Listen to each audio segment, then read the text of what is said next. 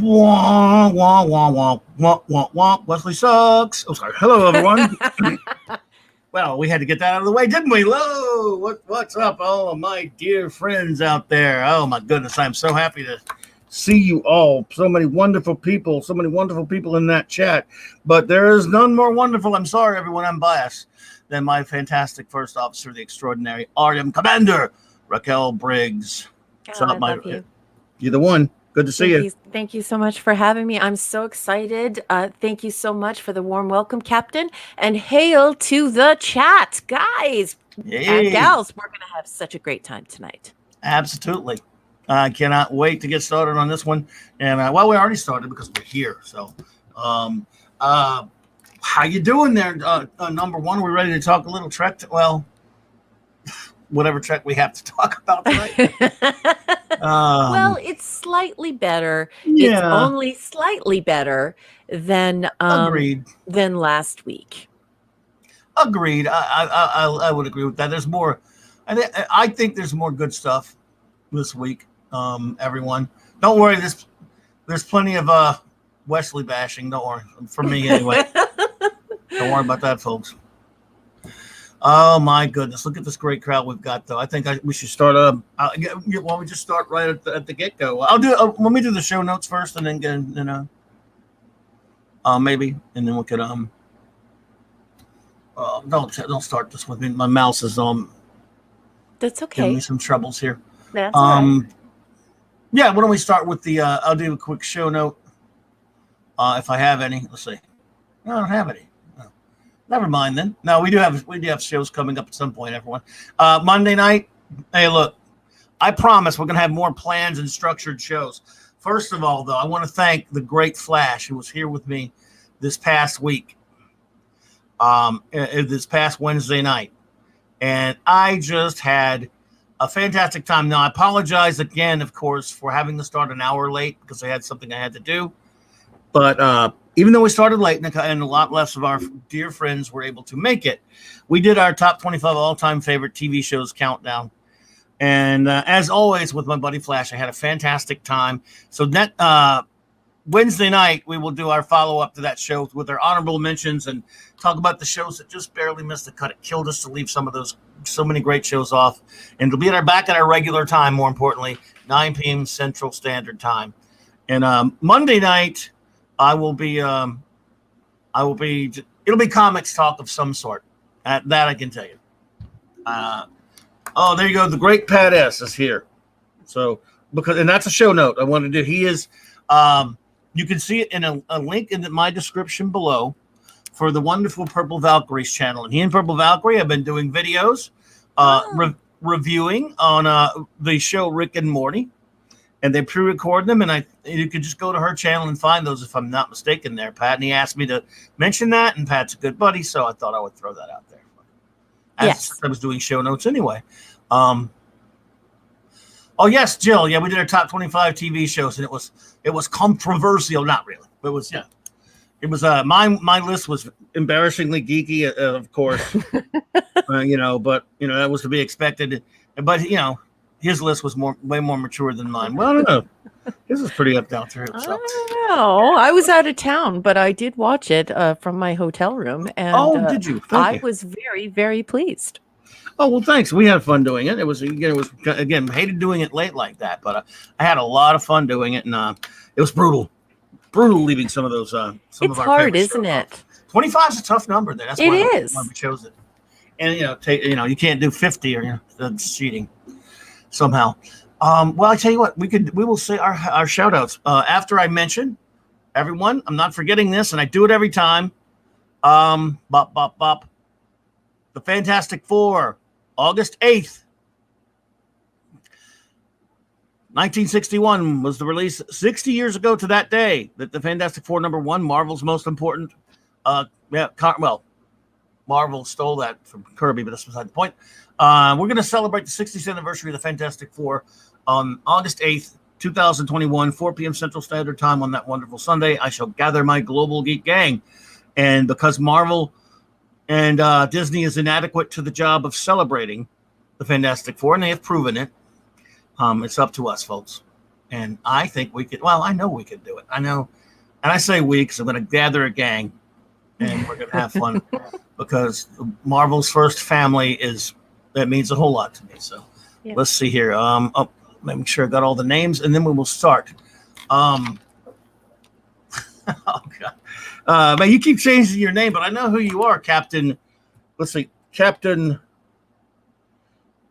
Deckard is a replicant. Spock.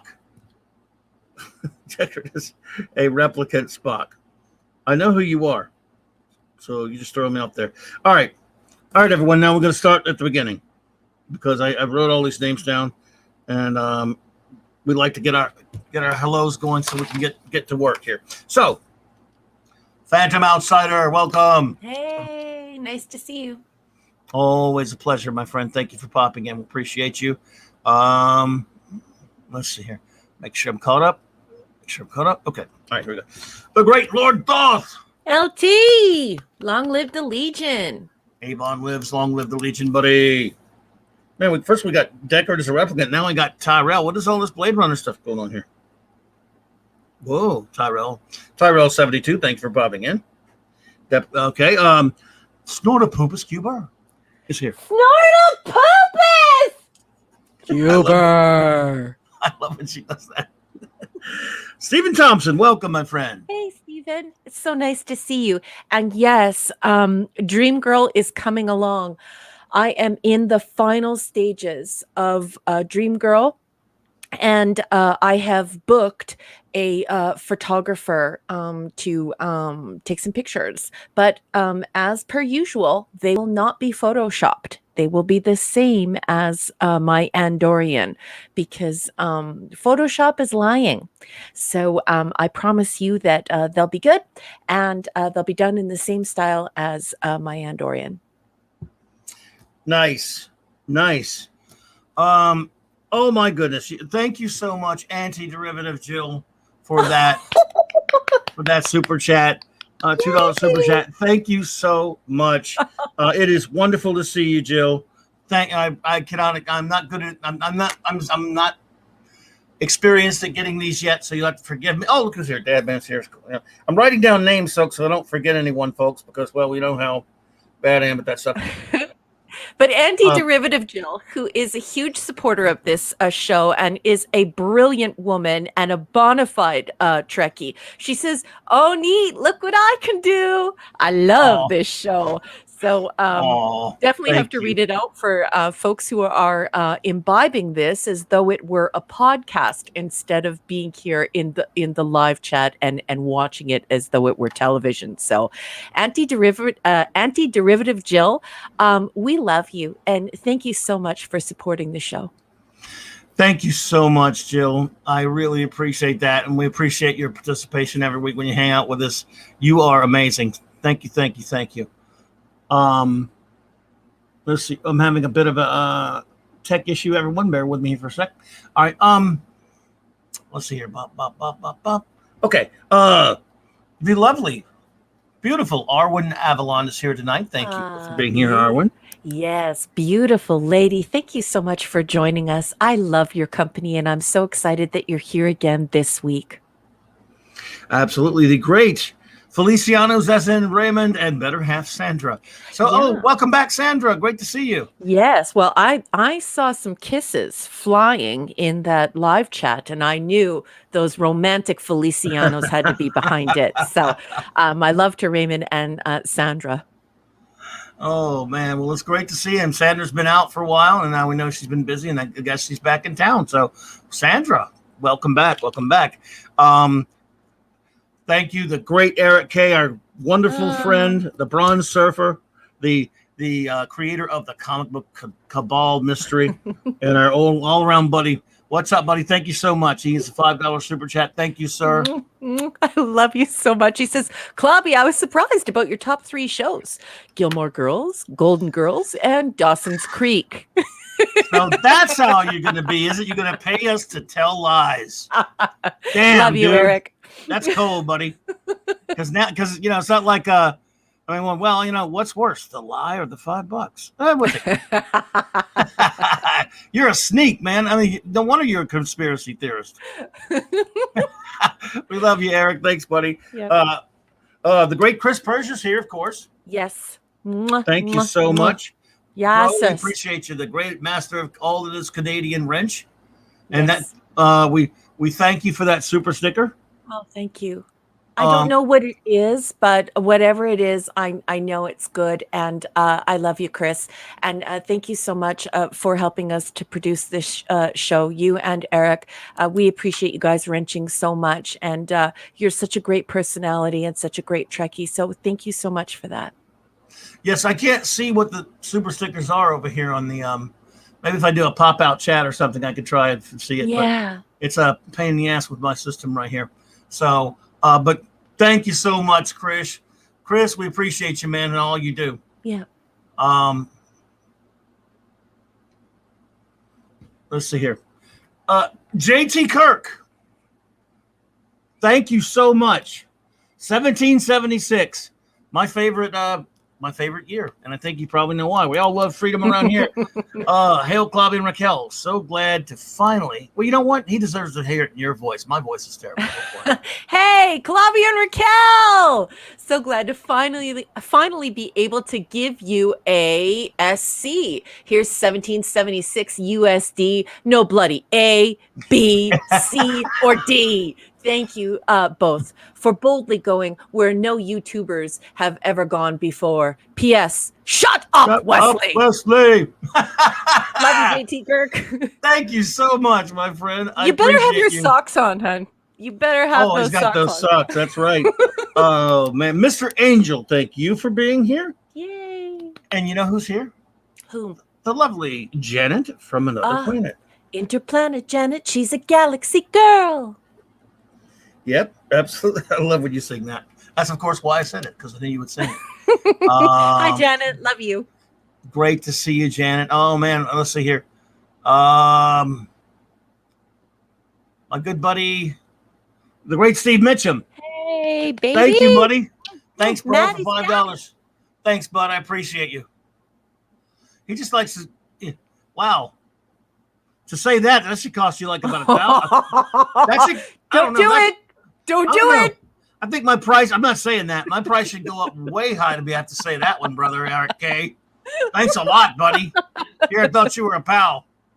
So if you're at home and you're just listening to this as a podcast and you're not participating in it live in the chat and like it's television, Eric just tried to get Clobby to say that The Man of Stool is a fabulous movie that he loves, and that's not going to happen. I think there's something about hell and freezing over.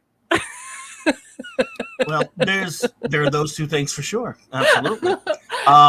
Let's see who but thank you anyway, Eric. I love you, bro. Appreciate you. Oh, the wonderful Arwen Avalon. Oh, thank you, Arwen. You don't have to do that. I've been blessed recently, so I want to bless you. You love you both, Clobby and Raquel. Y'all are family. Well, oh my goodness. We feel the same about you. We cannot tell you how much we appreciate you, your friendship you've had there, Arwen, and thank you for that so much, my dear. We love you. What a beautiful and sincere thing to say. And yes, we definitely feel the same way about you, Arwen. Absolutely. Thank you so much. I just, again, touched by all of this, by all of you being here tonight. And it's great to see you. It is really just what a group. I don't know what to say. I'm still learning how to do this, folks, at least this aspect of it, because it just started like Wednesday night as far as the super chat things go.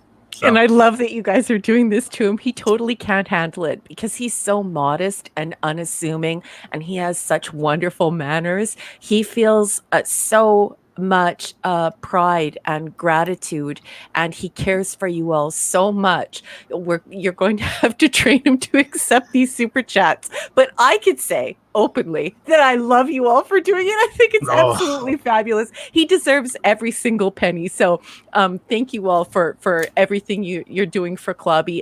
It was our goal as a community to come together and give him a virtual comic book shop for all of us to come and talk. And he created this space for us, and to help him keep the lights on and keep the good times rolling, and for all of you to facilitate that.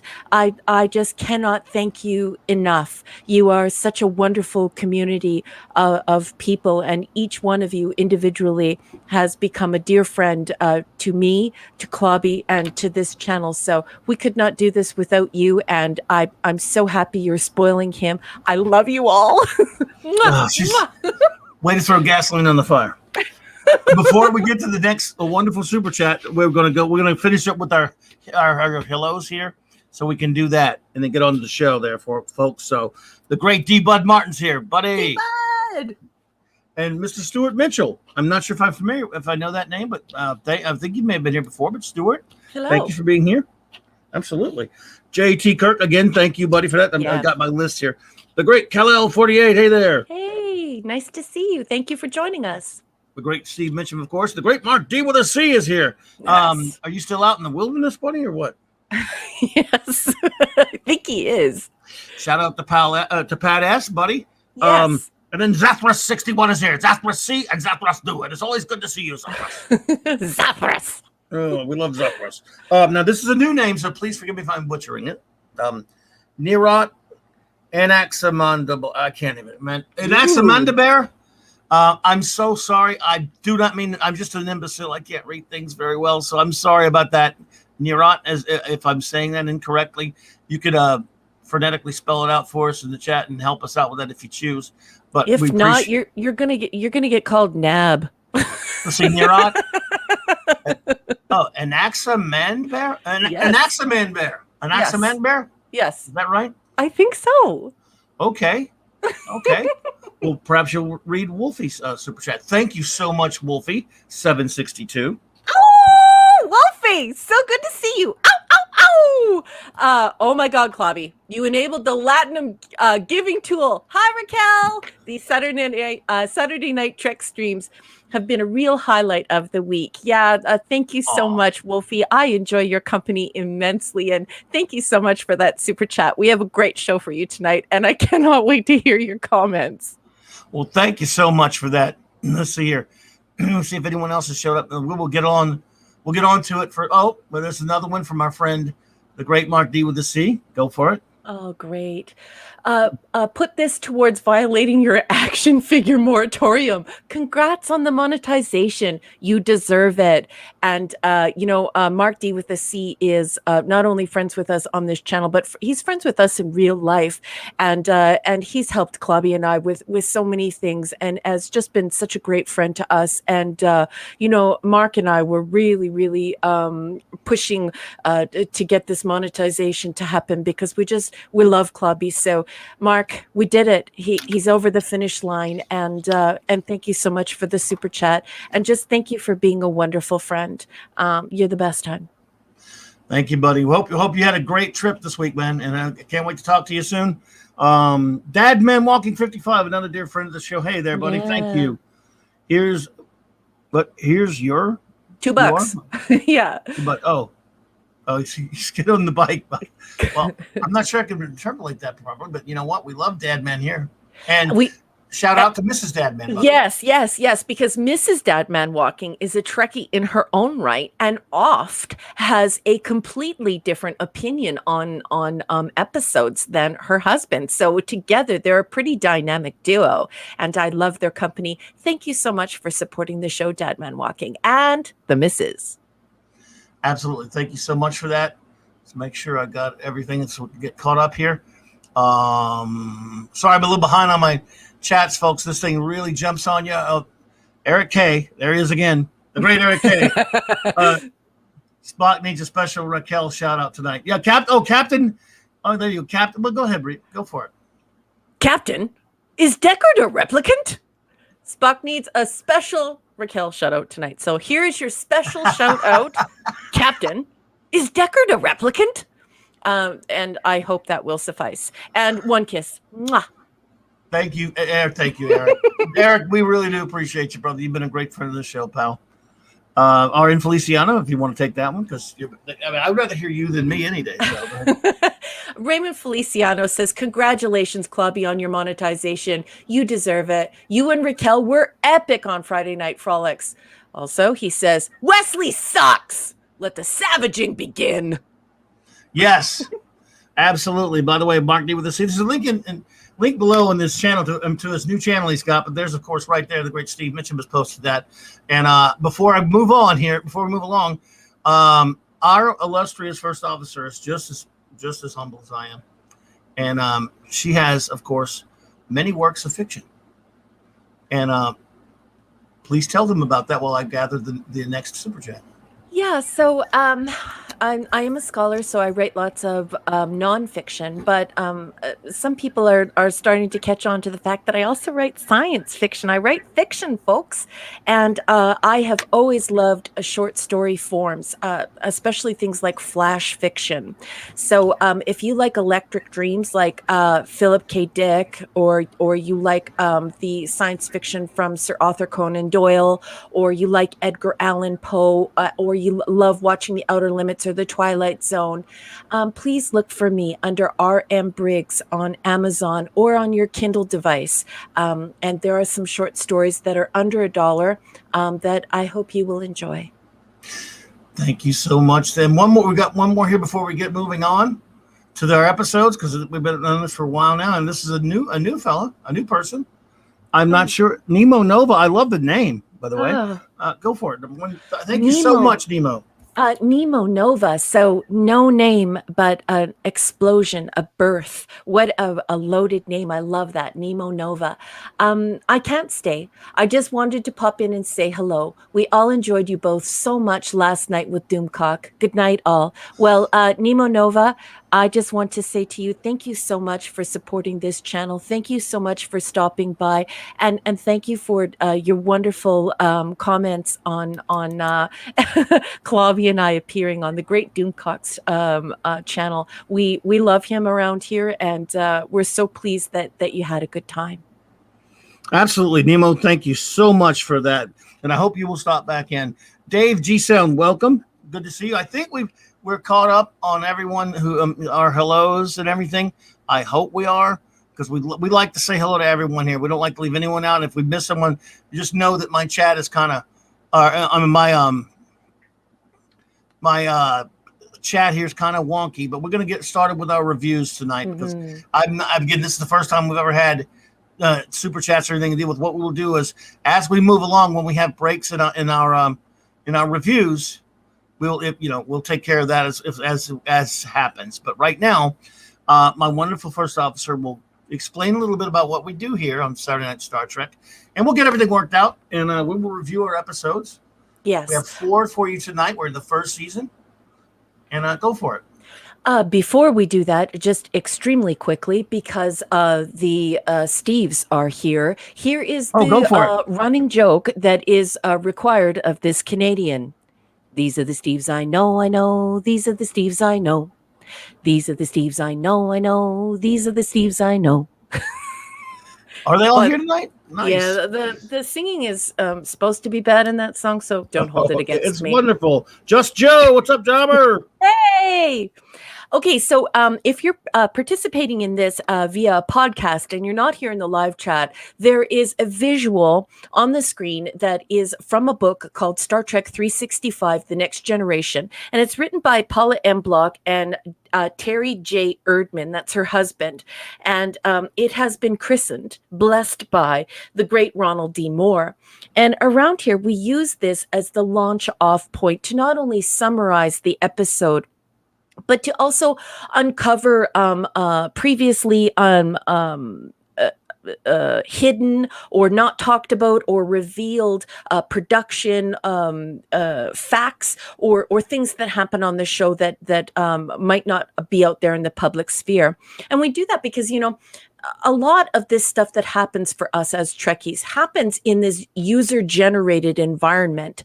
And unfortunately, we're seeing a transformation in Memory Alpha. We're seeing a transformation in these user-generated sites where sometimes they're not offering facts so much as they're offering factoids. So just lore or parts of our Trekkie culture that have been repeated so much that sometimes they're not true. So that's why we use this text, and it's just a launch off point. After that, I turn it over to Clobby. And we talk about things we know about the episode. Then we talk a little bit about my notes, things I know about the episode. And then we turn to the chat. And our chat, they are the most wonderful, esteemed, stellar, pun intended, Trekkies and geeks. And they know a boatload about this episode. And together, we all uncover the 735, all 735 times somebody decided to make Star Trek. That is 1966 to 2005. Only real Trek here. That's right. No filth here. Well, go for it. So tonight, we're going to start off with Hyde and Q, and we're actually doing it in broadcast order. Usually we do it in production order, but we've decided to do it in a broadcast order for the viewers at home. So from time to time, you're going to hear me make comments about how watching it in production order affects the way that you assimilate the information surrounding the episodes. So without further ado, we're talking about Hyde and Q, season 1, episode 10. You will see this as episode 9 on Netflix. This was first aired on November 23rd, 1987. And if you're following along in the block text, we're on that weird tile because it's quite a strange book. It's like a block or a brick or a big tile. We're on 42. Let's get into it. As part of a wager he's made with the Q Continuum, Q returns to the Enterprise and bestows upon Commander Riker a gift beyond all other gifts, the omnipotent powers of the Q. Thus equipped, promises Q, Riker will be able to do anything he can imagine, from raising the dead to granting his crewmates' fondest wishes, giving sight to Geordi LaForge, turning Wesley Crusher into a grown man, making Data a human. It's all mere child's play. But are these gifts worth making a deal with the devil, or rather, the Q? Q's force field grid was a simple reuse of an effect originally created for Encounter at Farpoint. Although storyboarded FX notes provided by newly hired visual effects coordinator Dan Curry suggest modifications that might be required to make the element work within Hyde and Q. Curry was brought in to take the pressure off Rob Legato, whose role as the show's sole visual effects coordinator had become prohibitively time-consuming.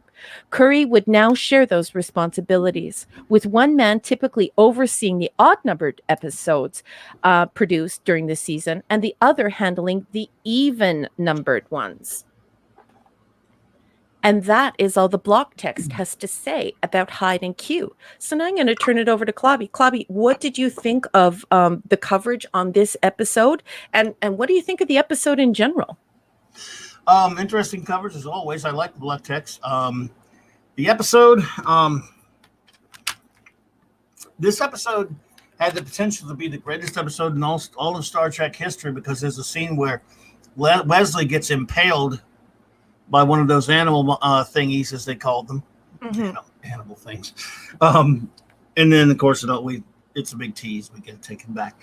No, the episode itself, I don't know. There's some entertaining elements to it. I mean, I kind of like, it's tough not to like Q. I like Q. I can't help it. I mean, he's the Mr. Mix, yes, pilot of Star Trek, as I always say. Concept and everything, not so bad. But again, much like things like Haven and other things like that, they put so much silliness in it. It's tough to take it seriously, even if there are nuggets of an interesting story. So I don't really think the story works out. Not because Wesley's annoying. I mean, even he doesn't save the day this time. I think it's a fairly interesting idea, giving Riker the godlike powers and stuff like that. But I just don't think it was handled particularly well. I don't think it was really all that well written. It wasn't. I mean, I didn't find it really terrible. I found it, but some of the stuff with the whole setting, and the whole putting them on the planet, and they're fighting the animal things. Yeah, okay. I mean, again, I just, well, Wesley doesn't save the day, does he? We have to get a little point for that, I think. On balance, I thought it was a fairly innocuous, fairly entertaining episode. I just can't get all that hyped up about it. In other words, I don't really hate it that much. Maybe you hate it, or maybe you love it. I don't know. It's kind of like, it was kind of interesting things in it, but it doesn't really do a whole lot for me. It's an episode. Hey, Dr. Hercumonkey's here. He's here. What's up, buddy? The great Dr. Hercumonkey and Phoenix Argus is here. Oh, really great. Phoenix Argus, it's so good to see you. I can't see you on my side of StreamYards. So great of you to be here. I was thinking of you last night when we were discussing what you and I were talking about where Tribbles came from on Doomcock. He brought it up as a trivia question, what you and I were discussing about population explosion and the stuff that was going on in Australia, since you are, I believe, from Oz, or at least you used to be. So you were the first thing that popped into my head, because he asked everyone on the panel and they didn't know what the answer was. But I knew that had you been in the chat, you would have known, because of what you and I discussed when we covered that episode. So good to see you, Phoenix Argus. Good to see you. We appreciate you here. You know the scene where he's he's bequeathing the gifts on the crew? Mm-hmm. I found to be a bit on the cringy side. I understand what they were trying to do with it. Some of it, especially first of all, turning Wesley into a grown-up. But they keep Will Wheaton's annoying voice. Yeah, it's the kid's poor. So Wesley's so terrible. I mean, when he grows up, he's gonna have to sound like young Wesley. What the hell, Riker? Yeah, it's I don't understand why that happened. Because it's a nitpick, but yeah. Yeah. Well, no, it's actually not a nitpick, because he should have been a fully formed man, and one would think that, and forgive me for being vulgar, but I'll use the term that we use in canines, that his balls would drop, as it were, and he would actually have a deep voice. I don't understand why. I don't understand that. Talking like a 9-year-old boy. So it's not a nitpick. It's whoever conceived the idea of making him look like a quasi Conan, but leaving him with the squeaky voice of a 9-year-old choir boy was an interesting choice. Yeah, it was kind of okay, and again, there were certain interesting quandaries for sure. Giving a human being godlike powers and see what happens. Having to turn down eyesight as Geordi does, because he, obviously would be compromising. I guess that's tough, but I can see it. Bad pun. Sorry. But I don't know. I'm sorry for that, everyone. I don't know. I think this episode is at least I'll give it this. It's at least fairly entertaining. But then Q's always entertaining to me. Maybe that's just me, but.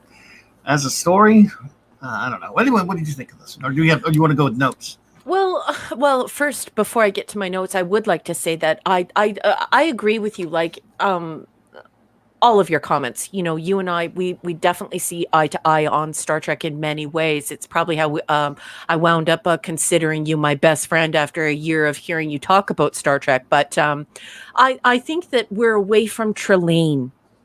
And I'm pleased about that, because for a while there, I really felt like we were going to just keep Trelane. So I'm glad that we moved away. But I mean, this is just there are mistakes. So we'll get to my notes. Marina Sirtis was written out of this episode, and her lines were transferred to other characters, namely Tasha Yar. Maurice Hurley wrote this, but requested a nom de plume as C.J. Holland, of course, because he was upset by Gene Roddenberry's rewrites. So often, if things were going wrong with the script, Gene would come in and try and fix things, and sometimes it worked, and sometimes it didn't. So Hurley took issue with Gene and his rewrites on this, but obviously you can see Gene's inflection in this episode, and obviously what Gene has inflected are the parts that actually work for this episode. Yeah. So Maurice Hurley, you did yourself a disservice there by calling yourself CJ Holland. Once again, the chief of security is insubordinate and cannot control herself. Thus, she goes to the penalty box. Thereafter, she yells at Picard on the bridge, and then she starts crying. Denise Crosby, you turned down this show because you felt it was beneath you. You weren't going to stand behind a plank of wood and yell or say, "I, Captain." At least that's what you say at conventions and in interviews. And can I just say, you really made a mistake there. Barf. Real, like, not good. Then in my notes, I put, God, I loved this episode in 1987. I really liked the idea of Q. And then I put flim flam. Let's just all say together collectively, flim flam.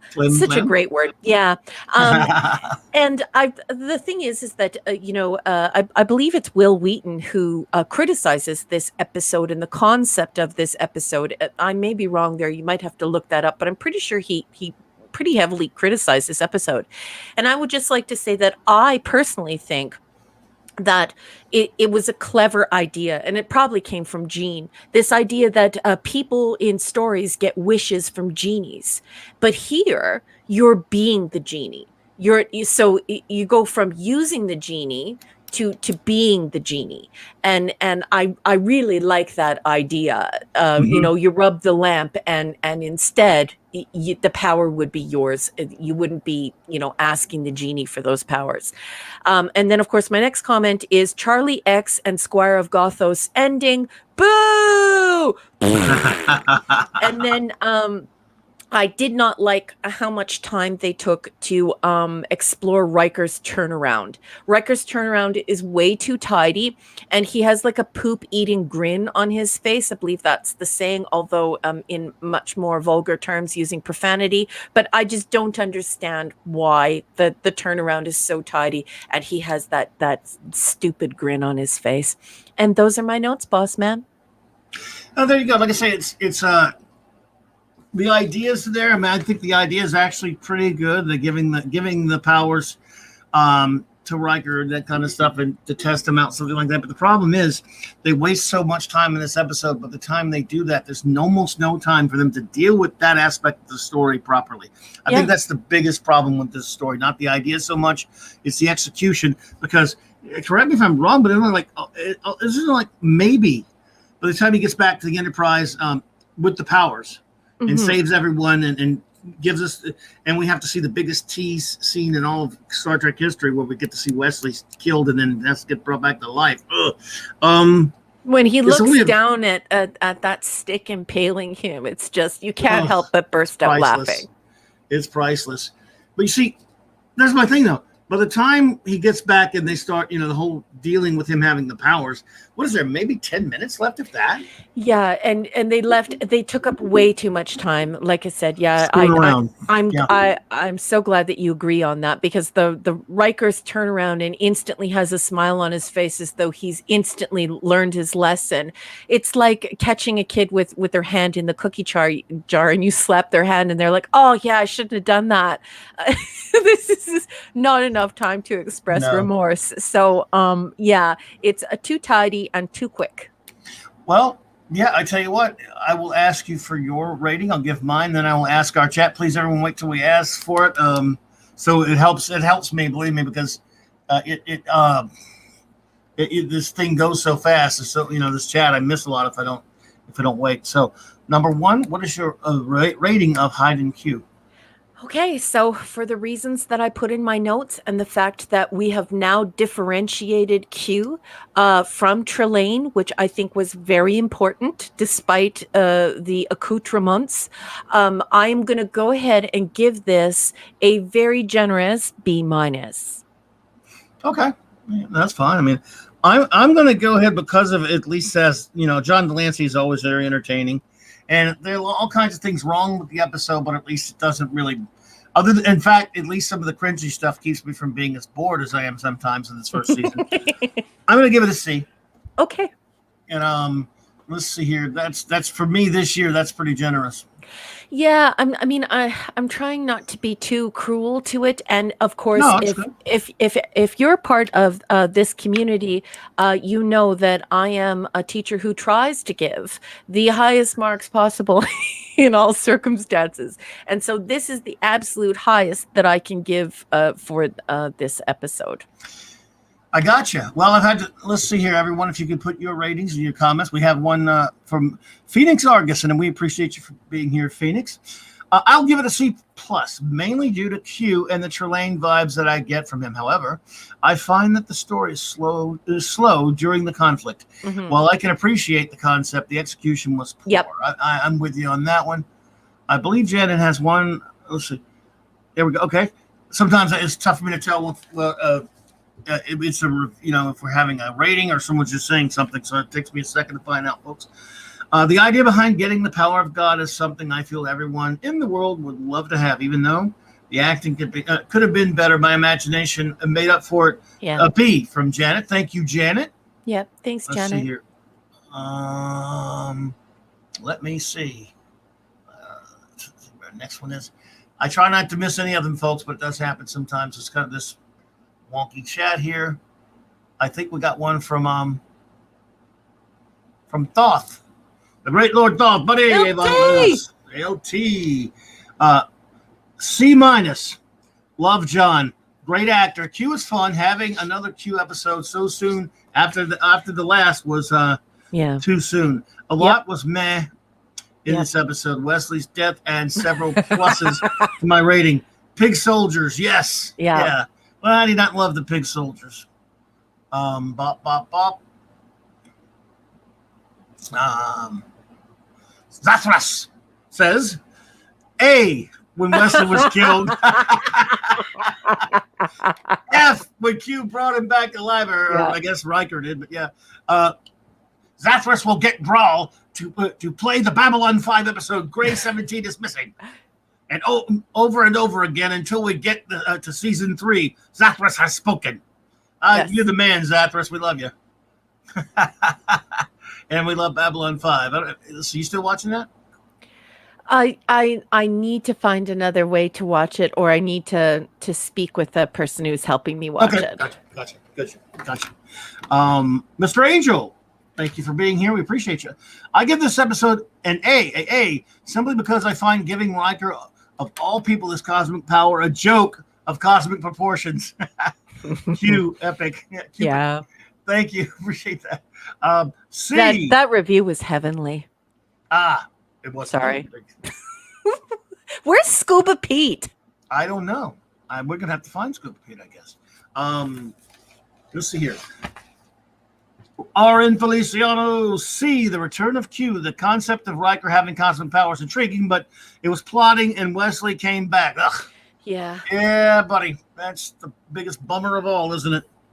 Oh, my goodness. Hey there, Crazy Pineapple. Be right there with you. Good to see you. Always a pleasure. Let's see. Snorto Poopas Cuber. C. At this point, Starfleet admirals wear over-decorated bathrobes. They do. Oh, yeah, they do, don't they? The childish joy when Q says, "Did someone say games?" Sounds a lot like Trelane. Yeah, that's a good point. Yeah. Let me find your second part there, Snort. Oh, there we go. Okay. Riker's Gary Mitchell transformation seems too quick and lacks subtlety. Yep. He saves Worf, yay, and Wesley, boo. 25-year-old Wesley, please make it stop playing on foreplay. Yeah. I mean, at least if 20-whatever-year-old Wesley had sounded like the right age instead of being dubbed over by Will Wheat. What were they thinking? That was dumb. Sandra Feliciano. So lovely to see you back, my friend. C, it still needed work, but Q was fun. it brought up the validity of the saying that absolute power corrupts absolutely. Yeah. Humans just are not responsible enough to have unlimited power. Mhm. I wholeheartedly agree. Crazy Pineapple C-. The moral of the story was basic. At least it was fun seeing Wesley get stuck with the bayonet. Yes. Hail in the chat. Well, hail to you, Crazy Hail, Pineapple. Crazy Pineapple. Yes, indeed. We appreciate you, Crazy Pineapple. Hey, and Agent Decibel just walks through the door. Oh, Agent Decibel, welcome. Good to see you. Thank you so much for being here. Always a pleasure. All right, let's see here. What do we got? We got Just Joe 47, the great jobber. Hello, buddy. I give it a B-. Any app with Q will at least get a B- from me. That's fair enough. A lot of Q fans out there. Like I always call him Mr. Mitchell Spitlet of Star Trek. So, let's see here. Where are we at? Feynman. Okay, there we go. The great D. Bud Martin. B. I don't care for the Q character except in this one where he causes Wesley to be bayoneted. Yeah, that wuss Riker brings Wesley back, proving he is unfit to be promoted to captain. Well, that explains it. D. Bud, I got you there. I'm going to work on this name, I promise. Nero, is it like Nero Axamandabear? You could probably do it better than me. Yeah. I think that Nero has another comment that I really liked. At 48 minutes past the hour, he says it's funny because Wesley didn't really get much bigger or taller, just hairier. And you know what's funny, Nero? That's exactly what I think every time I watch this episode. So actually, when I rewatch it now, in order to make my husband laugh, when he's transformed, I yell out, "Yeah, Will Wheaton wishes." Yes, he does wish. Nero Axamandabear. How about that? Is that how you say it anyway? Yes. Gives it a 4 out of 5. I'm going to work on that, Nero, because we always love new people to show up. We appreciate you being here. 1 of 3 for our wonderful friend, Antiderivative Jill. Let's see here. All right, we go. C+.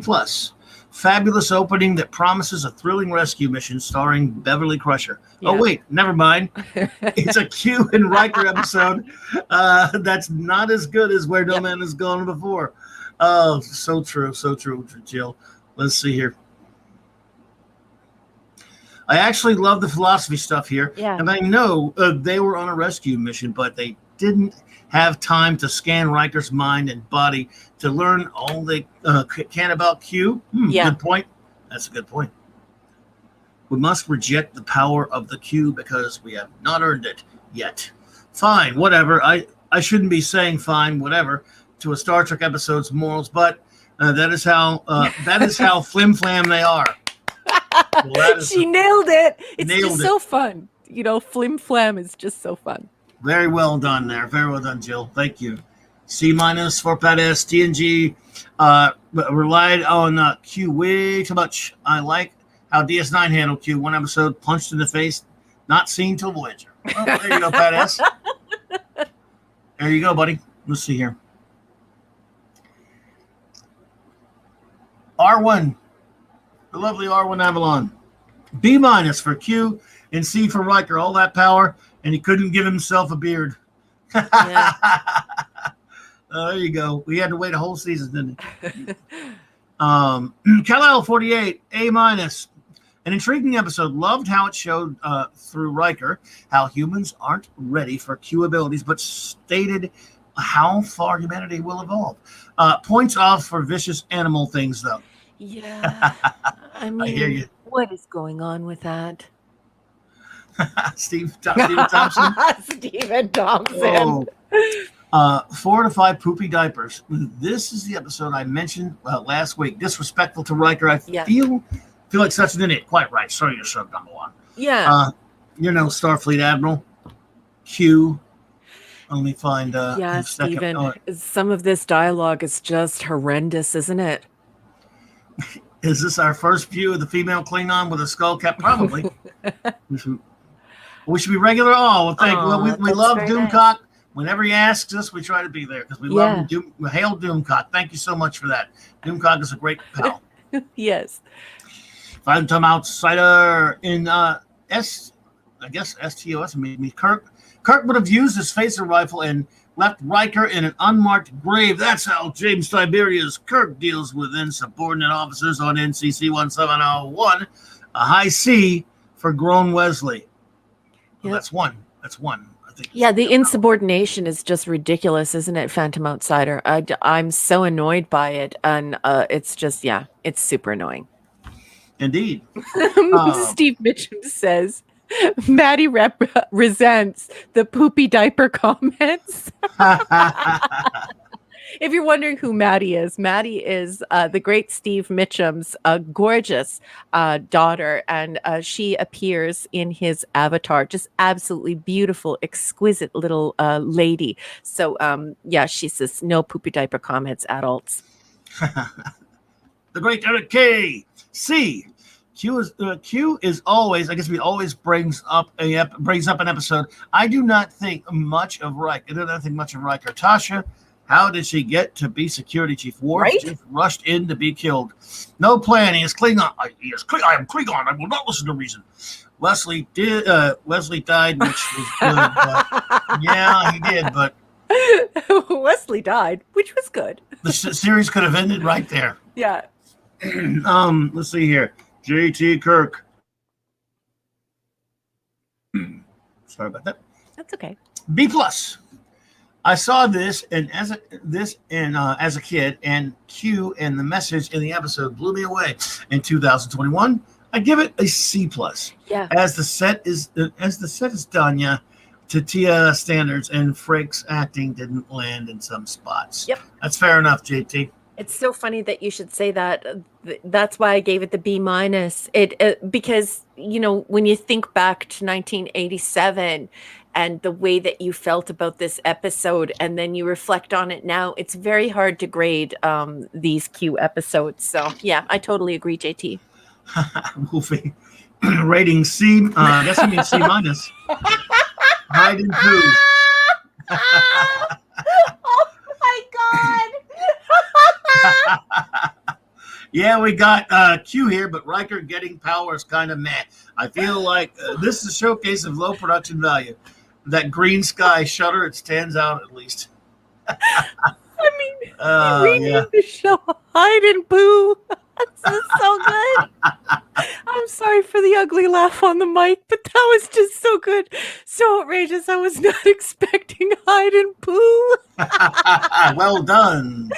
Oh, so good. Well done, Wolfie. C for Steve Mitchum, I guess. Delancey is good, but this one is kind of plotting and predictable. But they were trying to find their characters. Even my grade of this episode is boring. Yeah. Right, Steve? Oh, I hear you there. I hear you, buddy. Let's see. We got Mrs. Dadman walking. Hey, Mrs. Oh, right, Mrs. Oh, great to see you there. Oh, it's always a pleasure. C+ for Mrs. Dadman walking. Only because of Q, how can a future captain be so easily swayed with power?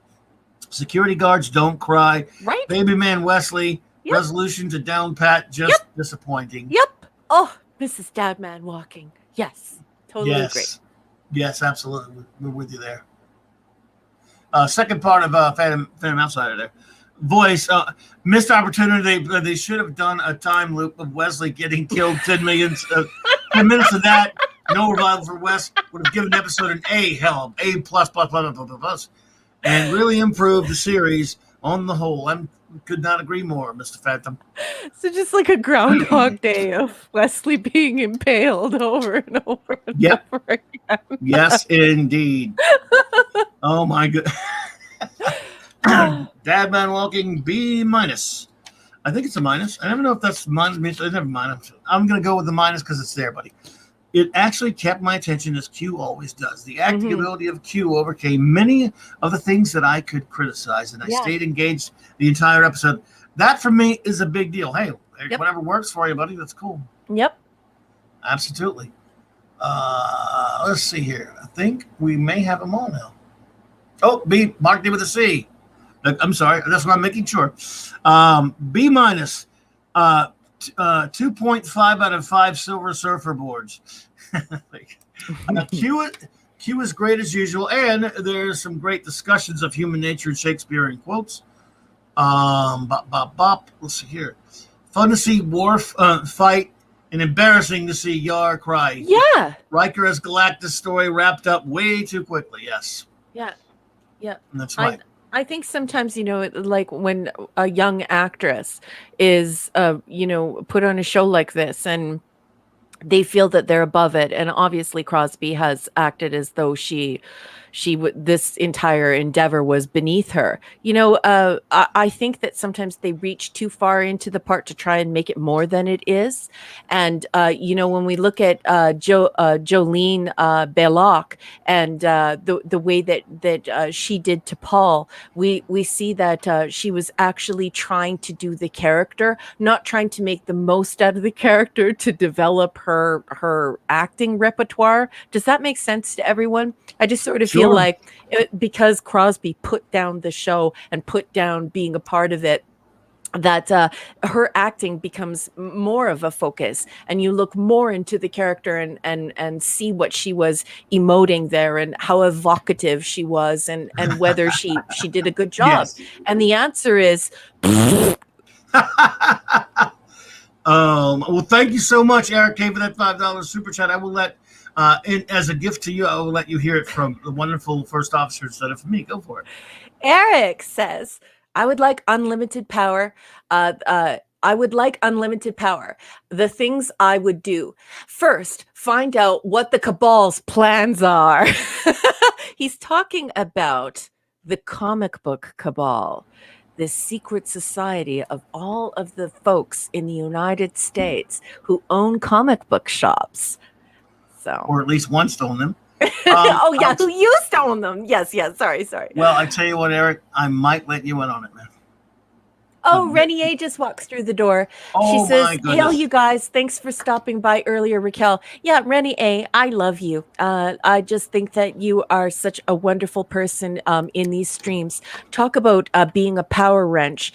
Here's another power wrench who just is just a force of nature in Doomcock's chat, is so welcoming and caring and kind to everyone and just genuine and sincere. And she has started streaming. So if you don't follow Renier, please look her up and follow her. She has a beautiful voice and is just a very kind and very intelligent woman. And I hope you'll support her. I love you, Renning. Thank you so much for popping in. And I'm jealous of the great Captain is Decker to replicant Spock, because he gets Rennie A on there to hang out with her. Yeah. She's really cool. Yeah, she is. She's a super cool chick and just smart and just wonderful to be around and caring. I don't know how she does it. I mean, when there are 1,000 people in the chat, she reaches out to everyone, or at least it feels like it's absolutely everyone simultaneously. She just, I don't know how her brain can can comprehend that many friendships. She's truly a remarkable force of nature. Absolutely. Lovely to see you here, Rennie. Thank you so much. Well, number one, I guess we're ready to move to our next episode, thrilling episode, I should say, right? Our next thrilling episode. Are you ready? Yeah. I didn't say it wasn't thrilling. I'm just saying we're just going to hyperbole, right? Yes. So this is one of those episodes where it matters if you're watching it in production order, because something is developing behind the scenes. However, yes. I digress. I will explain that all to you folks when the time presents itself. We are now covering Haven, Season 1, Episode 11, but it is Prod Code 105. This is the 4th episode to be filmed. This is important because Marina Sirtis was written out of 3 episodes in a row. She said at conventions and during interviews that she thought she was going to be written out or off of the show. The viewer never gets that sense in broadcast order. So it's important for me to impart that knowledge onto the chat. And if you're following along with us in the block text, and just to keep us copyright compliant, we are reading excerpts from Star Trek 365, The Next Generation, written by Paula M. Block and Terry J. Erdman. This is a vetted text that has been christened by Ronald D. Moore and has interesting stuff that you can count on being accurate. Good night, And Arwen, by the way. Let's say good night to Arwen. She had to oh, leave. is she leaving? I Good night, think she had to honey. go. Always lovely to see you, my dear. I hope you're still here to hear that. Love you. Good. Yes, we love you. Good night. So, if you're following along in the block text, you're going to notice immediately that we've skipped from being in the 40 pages to the 30 pages. So, I'm going to get you to dial your book back. Please turn to page 32, which I am going to read extemporaneously. So, let's try and make it smooth. Plans for a bout of rest and relaxation on the idyllic planet Haven are scuttled when Counselor Troy receives an unanticipated and unwelcome visit from her outlandish Betazoid mother, Lawaxana. Miss Troy is accompanied by the Miller family, longtime friends of Deanna's deceased human father. Apparently, they've all arrived for a festive occasion. The time has come for the fulfillment of Deanna's prearranged bonding vow to the Miller's son, Wyatt. Neither Deanna nor Wyatt is thrilled about the impending union. The counselor doesn't want to leave her post on the Enterprise or her former lover, Will Riker, and Wyatt is disappointed that Deanna isn't the beautiful blonde woman he's had visions of since childhood. For tradition's sake, however, the young couple is prepared to make the best of the situation, at least until the arrival of a mysterious plague ship that changes everyone's options. I am Lawaxana Troy, daughter of the fifth house, holder of the sacred chalice of Reeks, heir to the holy rings of Beta Z. And who are you? Jean came home one day and said to me, Majel, or Magil, however you want to say it, I have a great part for you. And guess what? You don't even have to act. Ha ha ha. Obviously, he's kidding. Majel, or Magil, loved to tell the story of how she became Deanna Troy's mother. She told it on stage at Star Trek conventions and to reporters for all manner of publications, from fanzines or fanzines on up. As the story goes, Barrett had no idea what the role called for. All she had to go on, was husband Gene Roddenberry's intriguing description of the character as the Auntie Mame of the galaxy. The character of Auntie Mame, whose exploits were the basis for a novel, a musical, and a motion picture, is best described as free-spirited, and apparently Roddenberry felt that a phrase fit his wife to perfection.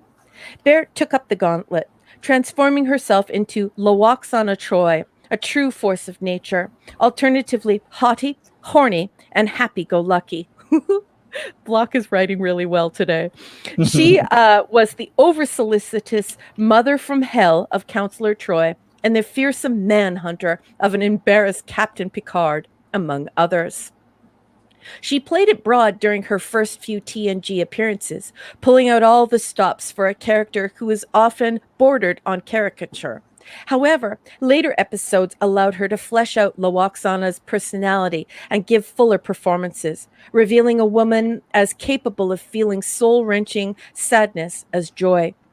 Those episodes coincided with the physical decline and ultimate death of her husband may have played a part in that metamorphosis. Prior to meeting Gene Roddenberry, Majel, or Magel Barrett, had enjoyed a successful career as an actress, appearing in numerous movies: The Buccaneer, Will Success Spoil Rock Hunter, The Quick and the Dead, and television shows Whirlybirds, The Untouchables, Leave It to Beaver. In 1962, she met Lucille Ball in an acting class and soon appeared on The Lucy Show. A year later, she was cast in The Lieutenant, a Desilu production created by her future husband. The Lieutenant was short-lived, but the relationship forged between Roddenberry and Barrett continued. He created the role of number one for her in the failed pilot for Star Trek, but the character, a high-ranking, intelligent female officer, didn't please the network. Undeterred, Roddenberry cast her once again in the show on air, this time as Nurse Christine Chappell, who appeared in 25 episodes of the original series and 2 Star Trek films. Lawaxana graced 6 episodes of The Next Generation and 3 episodes of Star Trek Deep Space Nine. Over the course of the entire Star Trek franchise, Barrett was heard as the voice of Starfleet shipboard computers in 236 episodes and 6 motion pictures. After Gene Roddenberry's passing in 1991, Barrett went on to produce 2 successful television series, yes she did, that her husband had created. Earth Final Conflict, which I loved, and Gene Roddenberry's Andromeda, which wasn't so good, but I still liked it. She died in 2008, remembered by friends and fans alike as the First Lady of Star Trek. And that is all the block text has to say about Haven. I'd like to throw it over to you, Clobby. What did you think of the coverage, and what did you think of the episode? Pretty interesting coverage about Magil. You've got me haven't gotten me to say Magil. I used to say just Majel like everyone else, but you say Magil, so I'll do that. Yeah, pretty good coverage about her. The episode, not particularly like this. I think the character of Alexandra Troy does get better later. I think in this one she's mostly just kind of annoying, but the characters don't start out great all the time anyway. Because I love her. I really do love Mitchell Barrett.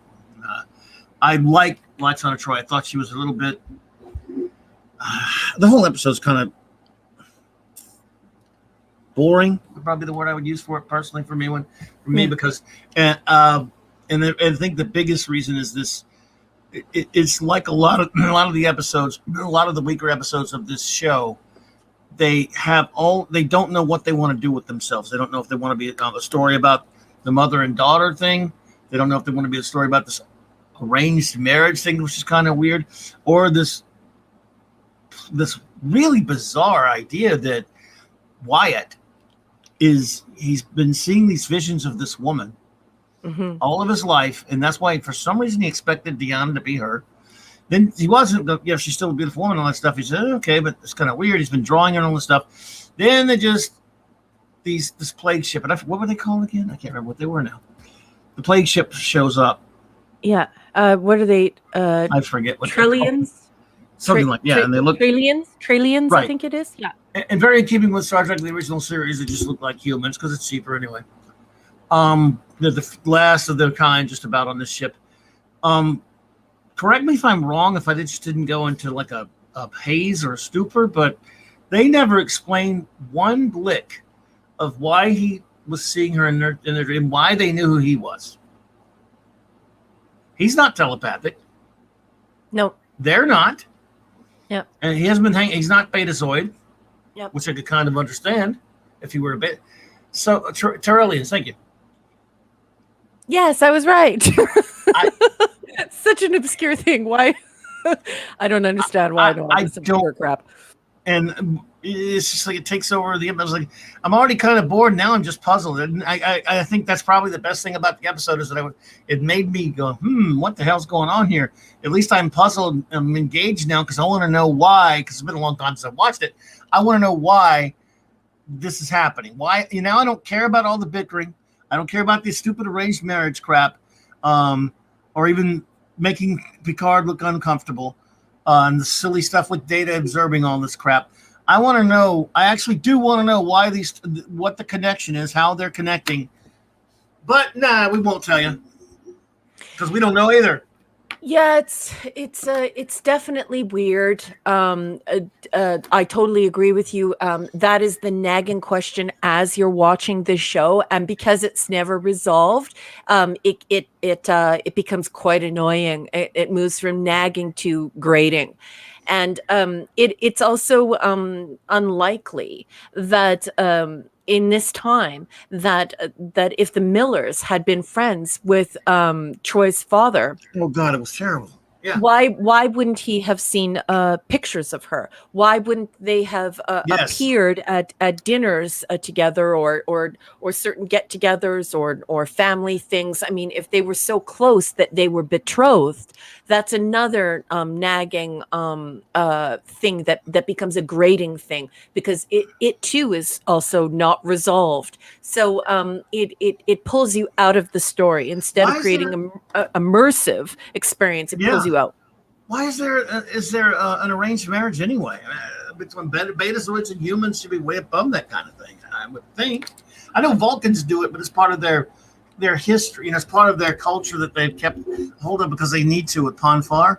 I don't understand why it's humans and betazoids would be doing it, but it's funny. This whole subplot about what it turns out to be, if you could call anything a main plot about this episode, the whole why these two people are connecting, you know, over the distance of millions of light years, however light years it was mentally for their entire lives.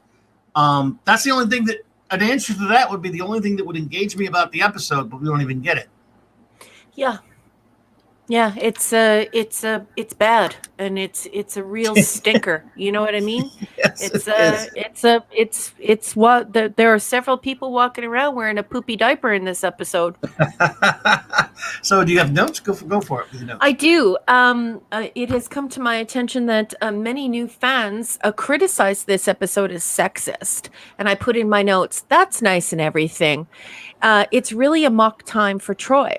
Lots of men and women are betrothed on Star Trek and in real life. Spock was betrothed first. There is absolutely nothing sexist about exploring arranged marriage from both sides. So all of you folks who are pointing your fingers saying this was sexist, this was certainly not the first arranged marriage. And the first man who it becomes a victim of arranged marriage is Spock.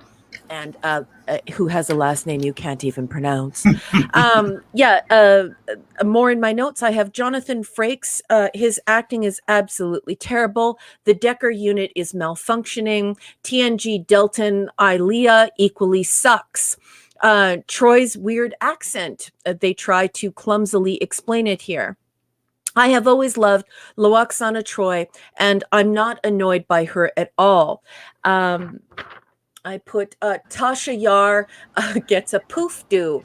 And I have a quote. Could you please continue the petty bickering? I find it most intriguing when Data says that. It's like, who hasn't had that experience at a family dinner to one extent or another? The music of this episode is absolutely terrible. It's too sweet. It's cavity-inducing. Once you watch this episode, if you turn up the volume, you will definitely have to go see your dentist. And then I put in my notes, Lwaxana is a champ. She is sexually free. She is large and in charge. She makes men blush. She is powerful. She is beautiful. She is middle-aged. She is a sexually autonomous woman. What is not to love here? Stop bitching about this episode. And that's what I put for my notes. But just as far as the whole sexist thing, because it's not true, and why do they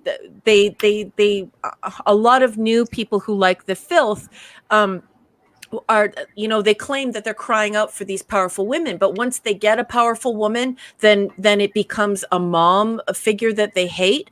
I don't read Lwaxana that way. I see her as a very vivacious and sexually charged woman, and yeah, like I said, and when it comes to arranged marriage, the first person to be a victim of that on Star Trek was a man, not a woman.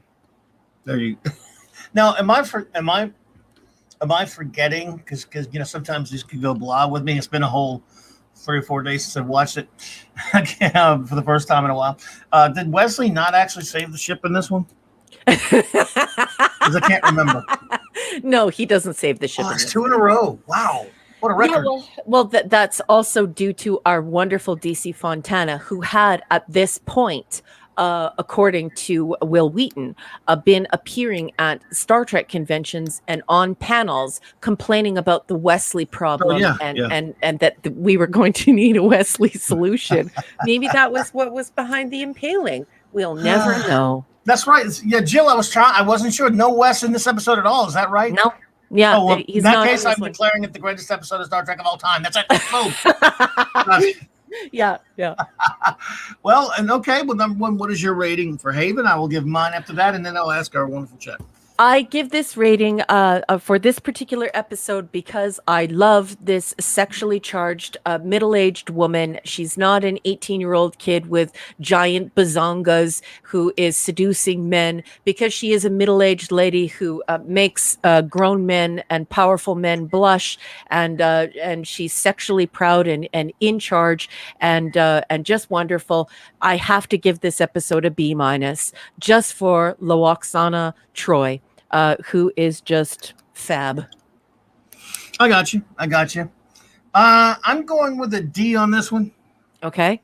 Because the only thing that I found, again, I actually was engaged. There's a lot of just boredom in this one for me, but the thing that engaged me the most, the fact that these two people from across space had some kind of, connection, that they were drawing each other and all this stuff, is something that if you could have explained that to me, may not have been interesting, but to leave it, even a dumb explanation would have been better. But and I always say that sometimes you don't have to explain everything, but sometimes you do. This is one of those you kind of need. I need a little bit more. And it's not just about the blonde either, because he should also know. He should also know what Troy looks like. There's no reason why he wouldn't know. Yeah, that's true too. That is true. The Millers and the Troys, you know. So it falls apart in that one. Although I could probably easily bump it almost up to a C for not having Wesley in the episode. But anyway, I go with a D because it didn't really. The episode was just sort of filler stuff to me. And I love Loaxana later, especially. I think she, of course, all characters need to grow. This was one episode, and she is funny in the episode. She gets better. Oh yeah, she really does. She gets better, but when you put it in the context of the filth, and you put it in the context of the way that the filth lovers discuss this episode, I always like to have a little course correction, because I'm just a smart ass like that, Clubby. Of course. And everyone, please, I hear you for sure. Everyone, please put your ratings in now as we say hello to 1903TX, a new face. And hello. Great to see you. And of course, the lovely, wonderful Katie Carr is here with us tonight. Hey, Katie. Katie, great to see you. So please, everyone, our wonderful chat, put your ratings of Haven, and we will start working on it. Let me pull my screen a little closer. I can't really see much right now. Move some stuff around here. Okay. All right, Janet from Another Planet. I think you're the first one. If you're not, and if there's one before it, let me make sure. Okay, Nirot, I think, is first. And then I'll get right to you. I like to do them in order so I don't lose my place there, Janet. Be right there. I give it 4 out of 5 for introducing an interesting character like Loaxana Troy and being different. Thank you, Nirot. We really appreciate that. And thank you for spelling her name correctly. I love that, Nirot. Thank you so much. And I feel the exact same way. I think adding her was just a stroke of genius by the often genius Gene Roddenberry. Absolutely. We appreciate you for that. And Steve Mitchum gets it. I get this episode a zzz. Are you making honey? Are you making honey, Steve Oh, Mitchum? my goodness. Janet from Another Planet. Let's see here. I had a hard time getting into this episode. It was like trying to put a puzzle together with half of the pieces missing. Yeah. Janet, I'm we so totally with agree. you. Yeah, I totally agree. No payoff at all in this one. No. Zathras 61. D for this episode. Zathras says Zathras was on a completely other planet in a completely episode. Oh, sorry. This episode, but A for the hair. Glad to see Wyatt's mullet. Oh boy, will survive to the 24th century. Men around the world rejoice. Real hero of episode is Mr. Holm, who did speak. Yes. And yeah, you're right. The Riker was. Thank you for the drinks. Thanks for the drinks. Riker was really annoying and whiny in this episode. Dude, first of all, you act like you want to be around. It was no big deal anymore. Then you go all Decker on us with it. That's why I put that in my notes. It's like, why are you doing that? You need to stop doing the Decker Ilea, and you need to stop it now. Especially in all the times he messes around later. Mrs. Dadman Walking, C-, lots of unanswered. Yes, throughout episode. Only redeeming value was Troy's mom and Data during the party. Yeah, I can see that for sure. Absolutely. Agreed. Pat S. D minus. I didn't understand this episode of Logan's Run. The bullet looks great, but the silver guy didn't even say his famous line. Oh, fish and plankton in the sea, greens, and protein from the sea. It's all here. But not only that, you got to understand, dude, Soylent Green is people. No, Steve Mitchum. Steve Mitchum at 22 minutes past the hour says, am I the only one who finds Loaxana annoying? No, Steve Mitchum. Lots of fans, especially new fans, do not like Loaxana. Yeah. So you're not alone. Not alone, man. I like her, but I mean, just this episode, I thought didn't really do much with her. But I could, she drives Troy crazy, and Picard. That's funny. Like she really started driving him crazy after that, which was fun seeing Picard get picked on. Actually, yes, I enjoy it immensely. JT Kirk. 4 dinner chimes as a naked guest out of 10. This is almost Spock's brain bad. Bad music, bad. Cheap sets and a magical connection. Magically, or a magical connection, you mean, probably, to end the story, make 4 pints of raspberries. Okay, I'll give you one, hon. Maybe the writers. Oh, there you go. Oh, good. There you go. Good. Maybe the writers didn't realize it yet, but this is the second of many suitors that reject Troy. The second of many suitors that reject Troy. Mm-hmm. She's written to be a cat lady. That turns men away, and it leaves me wondering why this way. I don't know. The great Snora Poopaski. I'll get to that. Actually, since your second was down there, let me do Thoth real quick, and then I'll get to you, Snort. D. I barely remember this episode. This one, a terribly written episode. Great seeing Magil back again in a role that showcases her acting talent. Yeah. Everything else, including the acting, was mediocre. Agreed. Absolutely, but him agreed big time. Sort of Poopaski Bar, 1 of 3. C. Somewhat boring episode. Riker wants more than anything else to be a starship captain, so much so that it only takes him 7 more years to accept a command. Yeah. That's always been kind of a sticky situation for the show, wasn't it? A writing problem, because, you don't want to leave a show. You won't get your own ship, but, Number 2, there are no interpersonal quarrels in the 24th century, except, of course, for in-laws. No Wesley in this episode. Maybe I should upgrade it to a B. Yeah, come to think of it, it was really wonderful. It was, but I want to make sure that we're not just jumping on the bandwagon there. Jill knows what she's talking about. I trust her implicitly when it comes to Star Trek, but we need to vet that and make sure, because wasn't Wesley present at the dinner? Wasn't he? He may have been there, but he wasn't. But they didn't let him talk. But I want to clarify that just to make sure. Yeah. Look, I watched it just a few days ago, and I don't trust me on it. So if Jill knows, it's fine. But if I could have watched it an hour ago, and I wouldn't remember that. So, just because he's been so bad in this season already, it's just if he's not saving the damn day, I'm fine. At this point, look, let him sit there and be stupid. And I don't know. Crazy Pineapple, D+, Twilight in Space without the vampires. The arranged marriage plot didn't make any sense, but Magil Barrett's Laxana Troy steals the show. She does, Crazy Pineapple. And wouldn't it be nice if if there weren't all of the other problems? Because I think this episode could have been something better, especially adding this very powerful woman who makes everyone feel incredibly uncomfortable. I think it's great. Indeed. D. Bud Martin, B. Magil. I'm getting used to saying Magil. It's taken a while. I've been a Magil person forever. Then you got to work with me. Magil seemed to really enjoy playing Laxana, which made the character fun. Not having Wesley bums it up a grade. Yeah. I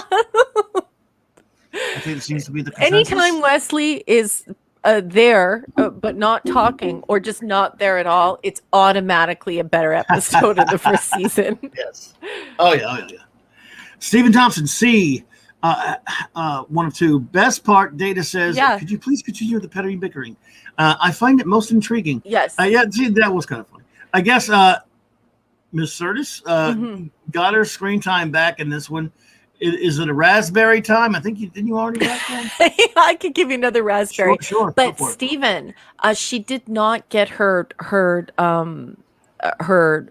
her screen time back. That's why it's very important at the outset that I said that this was for prod. This was for. So in broadcast order, it doesn't reveal that. Just to make that clear, Stephen. But yes, and for you, Stephen. See what happened, folks, is we did the original series in production order, but I didn't even think along those lines when we set up this first week of this. So I just wrote down, I promoted that we were going to do those first 4, and didn't put this one in there. And then realized we said, well, it's too late now, kind of. So we just said, what the hell, it doesn't matter. And production order is more important with the original series anyway. Yeah, it is. But from time to time, you're going to, everyone at home, you're going to hear me making corrections because there's stuff happening behind the scenes. So when I bring up that prod order, it's usually to back up the order of events in real life as things were being filmed. Indeed. Part 2 of Stephen's comment. Troy, that was meant as a joke, Captain. I was not amused. At an early meeting, Lucy gave Star Trek a thumbs up and saved it from trash heap. Oh, yeah, the blonde was cute. Oh, yeah, the blonde was cute. Very good. The great Eric K. C. The story seemed incomplete. What happened to him? Did he die 2 days after beaming over? Yeah, I don't know. Did he just do the fix of beaming himself from the original pattern to cleanse himself? How they connect? It's it's ridiculous. Absolutely ridiculous, and it turns from a nagging question that you hope they're going to answer by the end of the show into a grating question of, oh my God, they're not going to answer why. He doesn't know what Deanna looks like, but he knows what she looks like and what's going to happen to them all in the end. Yeah, it's bad, Eric. It's really bad. It was just added to give an excuse to give her an out so she didn't have to get married. That's all. That was contrived crap for that dumb story. Yeah. Excuse for a story. One of two. The rating C. If the Vulcans have pond far, then the Betazoid equivalent is pond fart. Where's Persis Kambata when you need her? Sadly gone, but she was a lovely lady. Gives a good start for Lwaxana. Her character builds quite nicely after this. It does. Absolutely. The Betazoid gift box is the stuff of nightmares. Yeah, I can see that. Especially a youngster seeing that. Yeah, I can see it. Raymond Valesiadiou. C. I did like the debut of Lwaxana Troy. The rest was meh. In my opinion, Wyatt was Wesley from Hyde and Q. Nothing to see here. Hey, maybe this will look like him. Except the blonde. Move along. Yeah, the blonde was nice. To speak to that, yes. In 1987, I found this gentleman physically repulsive. I had no idea why she would want a pocket boyfriend to go from having this mega alpha male in Riker, who's mounting chairs like a horse and a beard. Of course, you learned this about him later. Of course, I'm just adding context. And this little pocket boyfriend, I want to say he's a waif. Do you know what I mean? I don't. The casting is odd in this as well. Nothing personally against the guy, but he's more like the type that a lot of these modern young girls go for. The guys that are the wimpy little dudes, not like the big. Nothing personal against the guy, but like the big strapping, male type big guy. Yeah, this guy's like 100 pounds soaking wet, and he has feathered hair like Farrah Fawcett. It's very odd. It's like an emaciated Sean Cassidy or something. And Stephen Thompson says, I stand corrected. No, not at all, Stephen Thompson. It is a little bit confusing when you switch back and forth from prod order to broadcast order. But the only reason why I'm pointing it out is because I would like to highlight that for quite a few shows, I believe it was 3 or 4 shows, she totally thought she was going to get fired. Anyway. Oh, well, there you go. Anti-derivative Jill. Thank you, Jill. Let's see here. D-. I like that mood rose. Oh yeah, okay, yeah, that was nice.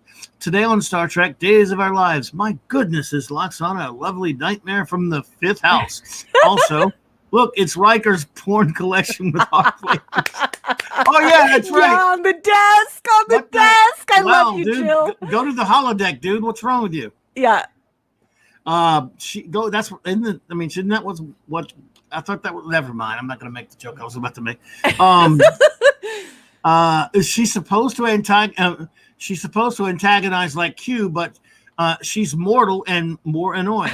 They should get together sometime. Could you imagine it? Oh, if you ever read the book, Peter David wrote an excellent book called Q in Law, where they do, and it was really good. If you want to read a book like that.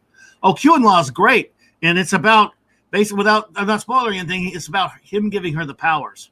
Okay, hon. Who wrote that? Peter David, a very good Star Trek writer. Peter David, folks, for you folks at home, Peter David. Oh, he's written a lot of excellent Trek books. And he was a comic book writer for many years that everyone knows, but he was really good at writing Trek, even wrote a Babylon 5 episode in some of the books. So great writer. Weirdo, but a great writer. Let's see. She's supposed to, like Q, but more annoying. Oh, I got that one. Let me see. Where's number 3? Let's see. But I really like that book, by the way. Or you could just get an audio book of it. Pretty fun. Let's see here. I like the insight into the Tyrellians and how Wyatt chose to help them. But yeah, we're given some everything is connected excuse for the telepathy, Lwaxana, to Wyatt. Yeah, I mean they're light years away from each other. Fine, if you give me a science fiction or even a fantasy explanation, I might buy into it. But you get nothing. Yeah. Enjoyed the data stuff and thanks for the drinks. Yes. Thanks for the drinks. Thank you for the drinks. Yeah, indeed. For this episode, you need them. Aside from the plague ship, the story is both a slog and leaves us hanging.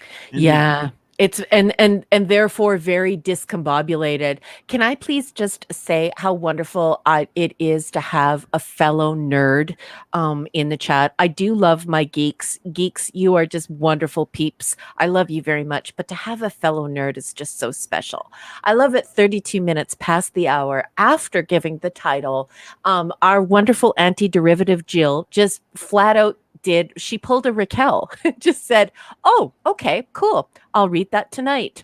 So I love that Jill is a nerd and that she reads. So thank you so much for the recommendation and for pointing that out. I have never read that, and Jill's going to be reading it in short order. So really, really cool. It's been a while since I've read it. I think back then after I read it, I got the audiobook and used to listen to it a little bit. But it's been in the 90s. But good stuff. The great Model D, what C, D minus. A, well, from him? Oh my God, dude. I'm astonished. A for Lwaxana and Troy and Farrah Fawcett. Farrah Fawcett. I know, right? I guess she is kind of like a Farrah. Yeah, okay. Yeah. This episode is a waste of time, written as a way to introduce Troy's mom with a lackluster story. That's very true. Oh, Zathras is leaving. Good night, Zathras. Thank you so much for coming in. I hope I'll see you next week. You were great company this evening. Thank you so much for your ratings and just your conversation. Marvelous. We'll see you soon, sir. Take it easy, Zathras. Always good to see you, buddy. Magil Barrett. I'm getting there with the Magil. Barrett. It's fantastic, and you forget that she was Nurse Chapel. Yeah. The rest of the episode is a Spurpies fest. Yes, it is. She's really good, though. I mean, again, it shows her acting chops because this is. She's different. She's very different from number 1 to Nurse Chapel, and then Nurse Chapel to Lwaxana. So yeah. The great Dadman Walking 55 B+. And another episode I liked. Number 1's acting was bad. Number 2, as number 2. Everyone should give an A because of no Wes. It's a low bar, buddy, but I'm with you. Love Data's response to the party and continue the pointless bickering. Enjoyed it overall. Well, there you go. Yeah. Nirot is asking about the audiobook, and I don't know if Jill might be interested in that as well. I cannot tell who's wrenching for us this evening. It might be LT and Mark D with the C and the amazing Chris Persia and the amazing Eric K. If one of you fine gentlemen is able to find a URL where our fine community could buy that audiobook, probably please feel free to share it. Audible.com might have that when they have a lot of Trek books and Star Wars books and things like that. It's called Q in Law by Peter David. So you might, let me know after the show or whatever. I think we got all of our ratings, but I'm not sure. Let me make sure. Oh my goodness. And then right away, here's Mark D with the C.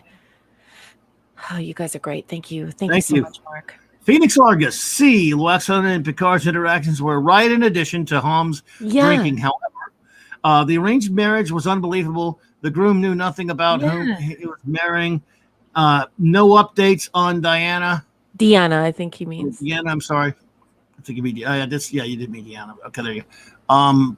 Let's see. Let me find your next one there, Phoenix.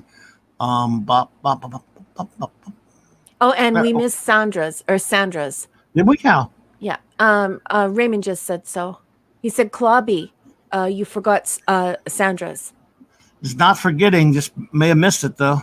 Oh, and look at this. Eric K at 37 minutes past the hour. Chat, if you are participating in the live chat or you are participating via podcast, I would just like you to know that Eric K has produced the audiobook URL in the chat. If you would like to explore a universe where Lawaksana and Q converge, please go ahead and help yourself to the URL and enjoy. And I cannot wait to hear your feedback about it. Me too. Let me know, and especially if I gave you a bum steer, you can tell me it sucked. Oh, there. Ooh. Oh, and we missed the heavenly review of Mr. Angel. I got that one too. Now I don't know how I missed it, but I found that one now. Sandra says, "See again." Sorry about that, Sandra. I don't know how I miss it sometimes. I've moved my screen way closer to me now. Hopefully that will help. So sorry. See again. There were too many inconsistencies, too many unanswered questions. Yeah. Troy is always fun, and Mr. Hom was a gem. Yes. Yeah, I totally agree. The guy and he was also in Adam's Family, right? Oh, I see 3 that I missed now. Damn it. Oh, Chris Persia, thank you so much. You're such a wonderful wrench. Says, yes, the link Eric posted, a free URL for the audio book. So, wow, you guys, thank you so much, community. I love it when Trekkies come together to make things happen. And I just love the wrenches. Thank you so much. You guys, you are so wonderful at helping us produce this show. I love you. Mwah, mwah. I'm not so sure if it was Delancey that read that audio book or not, but he's read some. I'm not sure, but anyway, Mr. Angel, Z- for the story structure. For the story structure, very lazy writing, a plot that makes no sense at all. But A++ for introducing Luxana, Mama. Troy into is that like Rosanna Dana? Mama. And Troy into Star Trek, such a wonderful addition and source of humor. Now, Phantom Outsider. I don't know how I missed these. I swear to God, I'm just going to take patience. The StreamYard jumps on this side, folks, and we do our best, but we will get to you, I promise. Man, it's weird how Phantom Outsider. C for No Wesley. Clobby, call it faith, call it karma. Things happen for a reason. You usually don't see people that are that attractive on a plague ship. Well, there you go. Yep. Well, there you go. If that's the reason, then there we are. All right, I'll make sure I'm not missing anybody this time.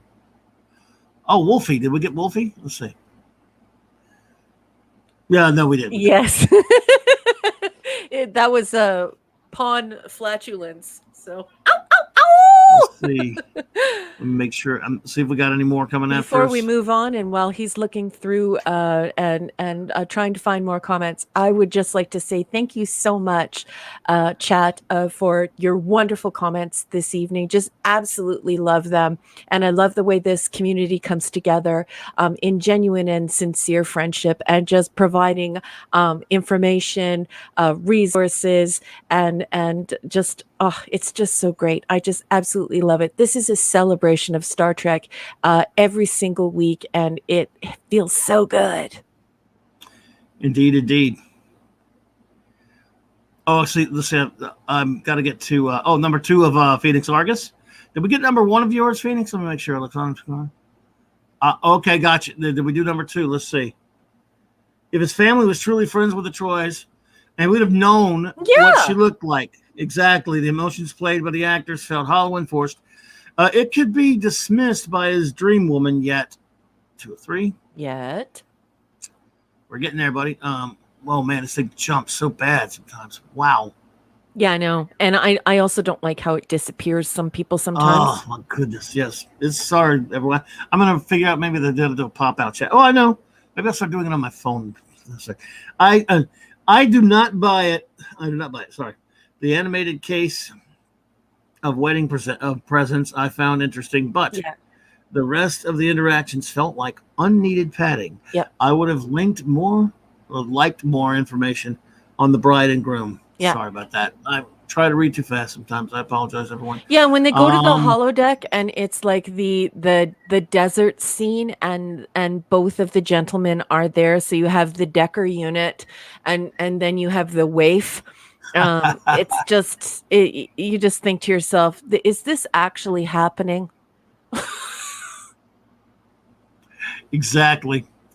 And yes, I agree with that, Jill. At least it didn't make Wyatt a jerk. That's one thing. Yeah. Oh, this Phantom Outsider. I went back and got you, Phantom. You probably heard it by now.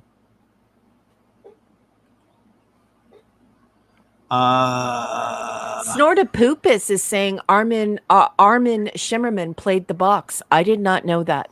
I cannot confirm or deny that. I will tell you this, though. Really? That Snortapoopus Cuber is a regular around here. He's an intelligent person who I believe has post-secondary education and an affinity for linguistics and research. So and that's definitely not like just some rando person. It's Snortapoopus. So if he's uncovered that, it's worth going in and having a look to see if that's the case. I think it might. I think it might be. It does look like him, doesn't it? I guess it could be. There you go. It didn't look. I didn't notice that at all. If Diana, I think you mean Deanna Phoenix, was to be betrothed due to an arranged marriage, this brings up the question: why the fluff? Why the fluff was she fooling around? Does Betazoid encourage this, or is it some sort of punishment? You got me. It was totally out of left field. It makes sense, though, doesn't it? Like if she were betrothed, why then was she knocking boots with Imzadi? It doesn't make sense, does it? It's exactly like Sandra said. There's just too much happening that doesn't get resolved, and all of us have raised great points on what we found the most annoying about what they didn't tie up.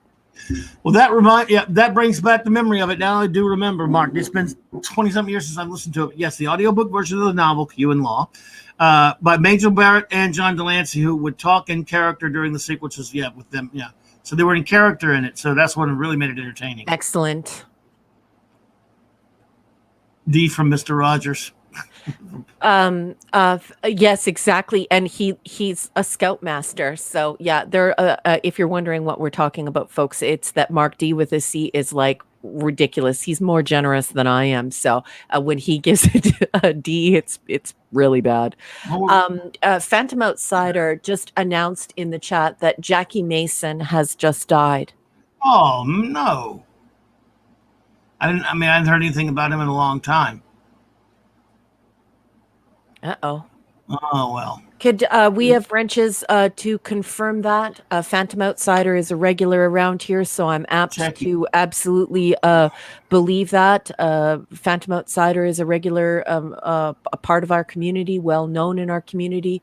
But yeah, if we could get a news article on that, that'd be great. Yeah, as in the Aardvark. Mm-hmm. From we are talking about the comedian Jackie Mason, I presume. Now, okay, I hadn't heard anything about him in a long time. We'll rest in peace. He was a hilarious fellow. Oh yeah, look at we've got it rolling in. He was 93 years old. JT Kirk has also seen this. I did confirm he passed. Raymond Feliciano, the Great Wrench. Raymond Feliciano has confirmed it. LT, yeah, everyone is confirming it. Yeah, that is absolutely heartbreaking, and yeah, so sad. May God rest his soul. I say that as an agnostic, but rest in peace, friend. Sure. Absolutely. Well, are we ready to go on to our next episode? Yes. All right, everyone. Well, now go ahead. Number one, go for it. I will get everything ready. Okay, so just to keep us copyright compliant, Star Trek 365, The Next Generation. We're going to be reading some excerpts from this as the guiding force. It is written by Paula M. Block and her husband, Terry J. Erdman. Both of them write very well for Star Trek, although sometimes not deployed so perfectly. And this, of course, was christened by Ronald D. Moore. We're going to skip ahead in the book book, because this book is written in production order, and we're covering the episodes in broadcast order. So if you are following along in the block text, please turn to tile or brick number 44, The Big Goodbye, also known as A Piece of the Action, Season 1, Episode 12, January 11th, 1988. En route to a delicate diplomatic mission with the irritable Harada species, Captain Picard attempts to relax by inviting his friends to participate in an adventure in the upgraded holodeck, specifically an adventure based on the fictional life of a hard-boiled 20th century private detective named Dixon Hill. Unfortunately, a scan by the Harada triggers a glitch in the holodeck system, preventing anyone from entering, exiting, or shutting off the program. Picard's crew can't communicate with him to let him know anything's amiss. Likewise, after one of his guests is critically wounded by a supposedly unreal bullet, Picard can't let the crew know that the once amusing program has turned deadly. What? Picard can't let the crew know. Oh, I thought he meant like in the immediate around him. Anyway, produced precisely halfway through the series' first season, The Big Goodbye was the first true sign of what Star Trek: The Next Generation would become. Everyone involved and invested heart and soul into the story, from the executive story editor Tracy Torme, who wrote it following a suggestion from Gene Roddenberry, to custom designer William Ware Theiss, who received a 1988 Primetime Emmy Award for Outstanding Costumes for a Series, to the on-camera regulars who finally seemed to relax and settle into their roles. Again, this is some weird writing by Paula M. Block here, folks, but we're going to keep going ahead. As Will Wheaton noted in an online critique of the episode, like we care what he thinks, there isn't an actor in the world who doesn't love playing a period piece. And I think our real joy in filming The Big Goodbye cascaded from our performances. This is one of the very first times where the audience could really feel the actors and therefore their characters coming together. Torme turned a Roddenberry's suggestion of a detective story on the holodeck into an affectionate film noir pastiche, with characters whose names and performances owed much to films like The Maltese Falcon. Torme and director Joseph Scanlon wanted to push the envelope further by actually filming the holodeck sequences in black and white. But producers Rick Berman and Robert Justman nixed that idea, reportedly because they felt the holodeck program couldn't physically transform Picard and company into black and white. Berman eventually altered his opinion, allowing the holodeck sequence in Star Trek Voyager's Flash Gordon-influenced Captain Proton episodes to be shot in glorious monotones. Although primarily played for laughs, the episode, which won the Star Trek franchise its one and only Peabody Award, also works in some philosophical soul-searching when the holodeck characters discover there's another reality outside of their own. Two of them pay the ultimate price for that information, literally dissolving when they try to escape into the real world, while Dixon Hill's fictional buddy McNary is left to ponder if he still exists after Hill and Picard exit the program. The TNG writers would take the intriguing theme of self-awareness holograms even further in subsequent episodes, as would the writers for Deep Space Nine and Voyager. And that is all the block text has to say about The Big Goodbye. What did you think of this coverage, and what did you think of the episode, Captain? Interesting coverage, and yes, everyone who Stevie who asked, Tracy Torme was in fact Mel Torme's son. Probably still is. Interesting. Again, here we go with the. This is, I guess, so begins, I say, the holodeck story. Very first of our, in this sort of. I found this episode. I don't mind doing a diversionary episode like this. I found it to be fairly innocuous, fairly entertaining. They just couldn't help themselves. They had to ruin it by having friggin' Wesley save the day again. Oh, jeez. I mean, why? Just why? I mean, it was okay. It was kind of innocent, kind of fun. I never minded it. I thought it was kind of again, it seems to me, and one observation I make that I didn't make back then as much is, seems like they seem as astonished by the holodeck when they go on board this episode. I mean, when they go in it, so apparently it's brand new, not brand new technology, but certainly at this level, this is one of the first ships to have it, apparently. Yeah, but it makes me mad. It actually makes me want to swear. I almost used profanity there. I don't like that because, of course, we know about the rec room, and we know the rec room dates to TAS. So although this would be an upgrade, just the way that they act as though they're completely in awe of the technology is it's annoying, and it's annoying. If they were in awe of it being better than, or like improved upon, I guess. But I don't know. This is insinuating that it's brand new. That's not good, but neither here nor there, I guess. It's just kind of, I'm kind of with you. It just kind of aggravates me.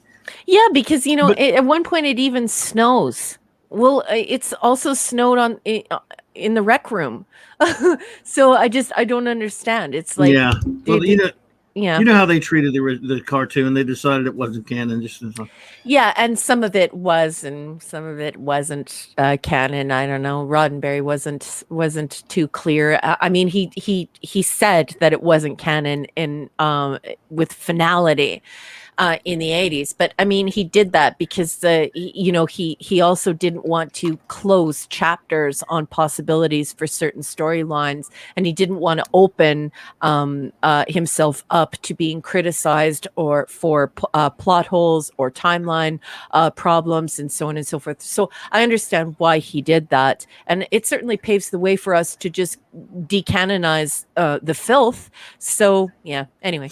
But yeah, like Mark DeLucia says, that's true. They act like it's an upgrade. That's fine. It doesn't bother me that much. But I hear you. My thing that bothers me is why we can't even enjoy a simple, nothing little, just kind of a frivolous little episode where they're having, we're learning about, now that you can do it, now that you can have the technology, even at the time, to make the holodeck look impressive, and yes, even use it as a crutch for a story where they get in trouble on it. All fine and good. Welcome, Scuba Pete. Good to see you, my friend. Pete! I missed you. I was wondering where you were. I shouted you out earlier. Scuba Pete! I'm so happy you're here. I love you. Mwah, mwah, good to see you, Scuba Pete. Say hello to Leslie for me as well. But they can't even let us have that without ruining it with Wesley saving the day. Yeah, it's just I'm just sick of it. Yeah, and yes, they do say that there's that it's an update and that they're exploring and celebrating the updates, and he needs to go down there and see these updates. But I agree with Clobby. If you go back and watch the episode, they seem far too. Like, they seem odd, and they shouldn't feel like they're in awe. You know what I mean? They're upgrades but the viewer gets the distinct impression that it is being written for non-Star Trek people so that they can create opportunities to package dialogue to explain what the holodeck does. And so that's sloppy writing, and it's unfortunate. Yeah. Yep. Well, go ahead with these show notes then. See what you got. Okay, so although he recalls that he liked Dixon Hill from his childhood, Shakespeare Picard loves dime store detective novels. If I were going to be on a holodeck, I would want to see Baryshnikov dance. I would want to go and meet Mozart. I would love to sit down with Socrates. I just find it a little bit weird that they're building up Picard to be this very refined and affluent vineyard person who is reading classics, and yet here he is in wanting to get away. He would want to do a dime store novel, and I understand why that is, and that's just smart marketing on Gene Roddenberry's part, because those type of murder mysteries, they're what people read.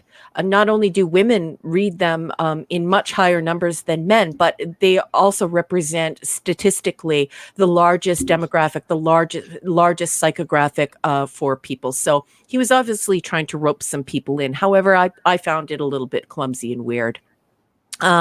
This paves the way for holodeck stories, elementary dear data, and ship in a bottle. I also have Picard is overly new to this technology. This is a rec room updated to a holodeck. The Wesley problem. Geordi works with Wesley instead of a group of adult experts. Only later do those adult experts come along, and they are there merely to assist the I'm going to barf Wesley.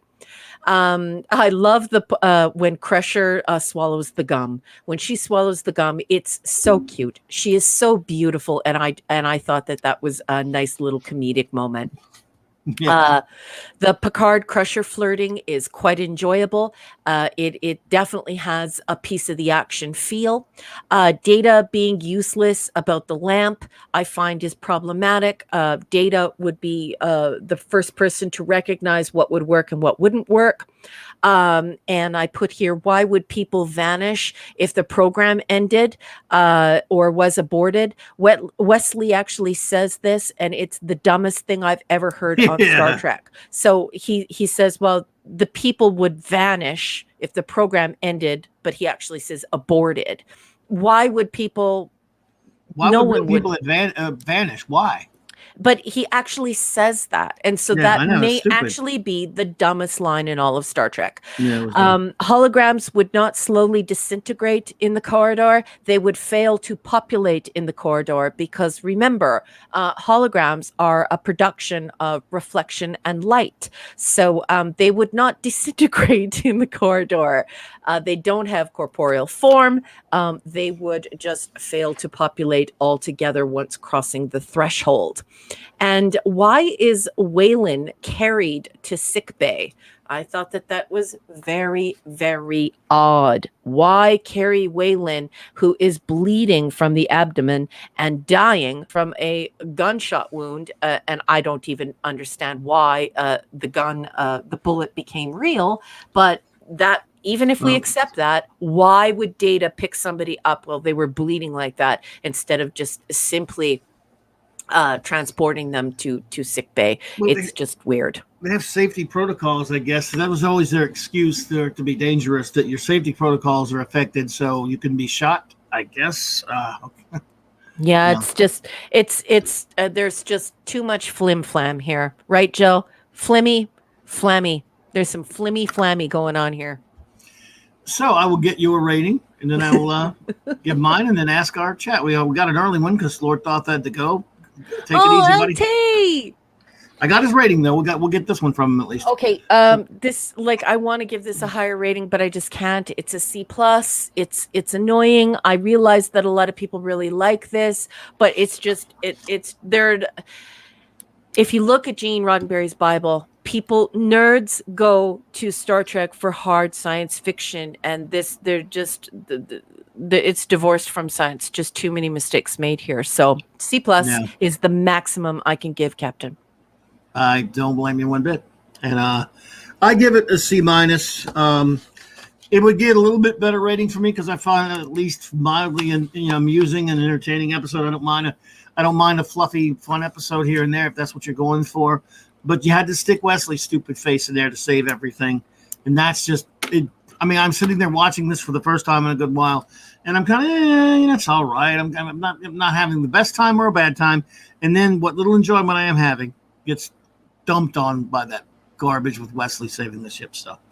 It's just ridiculous that all of the adults turn to him to say, to actually say, like, what are we going to do, Wes?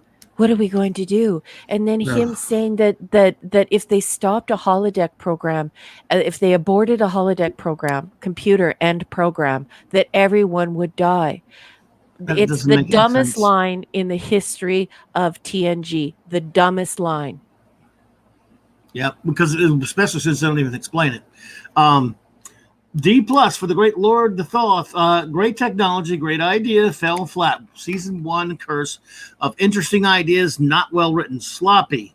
Great hats, not the worst, far from the best. Night, everyone. Thank you. We appreciate you, buddy. Night, Thanks for being here. C for Raymond Feliciano. 3 out of 4. 3 out of 4 cool period hats. The period piece was interesting. This is the state of the lame holodeck malfunction trope of the start. Sorry about that.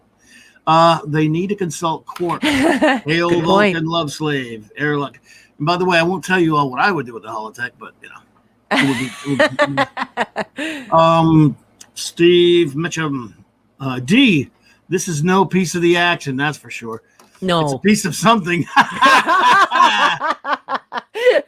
Don't make me do the ugly laugh right over the mic, Steve. More cracks about the Bible. I thought Captain is Deckard, a replicant Spock. Man, you with the middle names, man, you're killing me.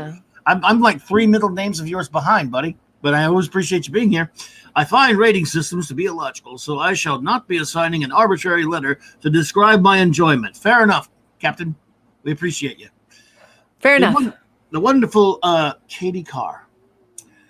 Going to beam out for the night. Reviews Haven a B. Okay. The big goodbye B plus. Data lore a B plus. Spoiler alert. Okay. And good trio episodes as TNG started to hit it. Not to mention the first episodes of Trek I watched. Live long and prosper. Thank you so much for being here. Beautiful girl. Live long and prosper. Thank you so much for joining us and for your wonderful comments. I hope we'll see you next week. Katie, thank you for stopping by. It's always a pleasure. Appreciate seeing you. Sandra Valesiano, C+. So they send a ship beyond normal Federation space with an upgraded holodeck that hasn't been thoroughly tested. The redeeming factor was the characters seemed to start to come together. And indeed. And they call him Scuba Pete. Scuba Pete! See you dirty rat. Wesley makes this a hollow don't. This is perfect. Absolutely. This is perfect. I just absolutely love it. I missed you, Scuba Pete. Just absolutely wonderful. Hapless homophones. D-Bud Martin, B+. Entertaining episode, but most of the grade has to, I think, with Gates McFadden in her period outfit, hubba hubba. Too bad our kid is a brat. That's for sure. I love Gates. Hey, Keely Chow. Hey. Roll Tide, Keely. Good to see you, my friend. The puns and the homophones and everything that Scuba Pete brings, Wolfie. I love all the play on words, and Scuba Pete is so clever. He's wonderful. I'm so happy he's here. Indeed. Thank you, Scuba. Snornopubus Cuba, 1 of 2, C-. Thus begins the endless plots about holodecks gone wild, and a guest star almost joins the list of red-shirted crew. Yep. A silly excuse is contrived to keep them from just turning off the freaking holodeck. Yes, that is for sure. Wow, what's your next one, man? It's gonna make snort. I'll get to your next one when I can find. Oh, there it is, right there. Sorry, I'm trying not to miss anybody, buddy. Can we arrange for Wesley to have a holodeck accident? I'm for that. I am for that, my friend. Mr. Angel, rating absolute 0K. 0K? 0 kilometers? No, 0 K. Degree. Is that a degree? 0 it's a K degree degrees? Symbol. It is a degree, I think. It is. Okay. It's a personal thing. I hate all holodeck episodes except the Moriarty one. Yeah, there were 2 of those actually. Yeah. Simply because the holodeck makes the writers lazy. Anything is possible. Mm-hmm. That is a fair point, Mr. Angel. Thank you so much. Let's see here. Crazy Pineapple, C+. This episode starts the overly used holodeck malfunction cliche. Yes, It is a piece of the action part deux, and I'm sure the writers did this on purpose as well. You could well be right, my friend. Yep. B+ for J.T. Kirk. Gates McFadden was beautiful. Of course she was. Yes, absolutely. This holodeck malfunction is fine. Here as it's the first time ever used. Yeah. First of many. Can't help but cringe when I remember Dixon Hill's story was lazily used in First Contact. Yes. Yeah. Yes, it was. Eric K. C+. Not even a capital C. Well, I love Eric so much. Why did P. Hard have lipstick on him? out of the holodeck. Yeah, it was holographic lipstick, wasn't it? Yep, it was. Okay. Yeah, that was silly. I like the Dixon Hill concept. Automobile, what is that? Please, Wes saves the day. Maybe the rest of the crew will be competent someday. Yeah, in a couple of seasons. Give them a couple of seasons. I do love it when Worf is sitting at the conference table though, and he's like, automobile. Automobiles. Yeah, because he doesn't know what a car is. Okay. No. Sure. Anti-derivative Jill. I mean, look, Kirk knew what one was. Okay, in the piece of the action, as a matter of fact. Yeah. But anyway. 1 of 4 for anti-derivative Jill. B+. I read a lot as a kid and would still love to be able to step into a book this way. And yeah, I'm just a huge softie for the holodeck episodes. Yep. I understand that perfectly. I absolutely understand that perfectly. When audiobooks first came out, and you could go and you could get the tapes and you could bring them home and you could put them in the stereo and listen to them. It felt like an old time radio hour, and you felt like you were immersed in the story. And yeah, the whole idea of the rec room is just, it's terrific. And I'm so happy that Gene Roddenberry met who he met in the 70s and introduced us to this idea. You know, Phoenix, I'm seeing your second one. I'm not seeing your first one. You got to give me a second on that. Let me handle Jill's right there, and I'm going to look back for it. But I'm not seeing number 1 of yours. And I'm seeing number 2 of yours. You always put your numbering at the bottom of your chat thing there, so I couldn't see it. Let's see. Anyway, I'll get to that, I promise. 2 of 4. Finally, TNG is creating its own trope, even though we do make jokes about either the ship blowing up or something going wrong with the holodeck, though that's a bit exaggerated. Mm-hmm. I like when Beverly shows up and tries to sit like the other lady, but my favorite is when she swallows the gum. It's an entertaining episode. The Big Goodbye is one of the Dixon Hill characters seeming to understand that he isn't real anymore. That's true. I can't wait for Moriarty where this is expanded on further. Yes, I kind of like those. Let's see here. Kal-El, I'll get right there. I got to try to find one for Phoenix. I'm so sorry about that. I don't know. It jumped on me. Nirot, the answer to your question is a fellow by the name of Gene Dolgoff. He met Gene Roddenberry in 1973, and he had like a holodeck studio in New York. And so, yeah, that's how it wound up in TAS. There you go. Phoenix Argus, C+. While I did enjoy it from the perspective of a lighthearted episode, the episode is made unbelievable due to the very first episode of the series, unless it is the first time Picard has been. Yeah, I see what you're saying. Unless Picard's acting like he's first now seeing it, is what you're saying, I guess, in a sense, because this episode was done way later, and yeah, this is the first time we do see Picard on it, isn't it? Maybe not. I don't think it's the first. No, we've seen Picard on holodeck before this. Mm-hmm. So now I got to find number 2.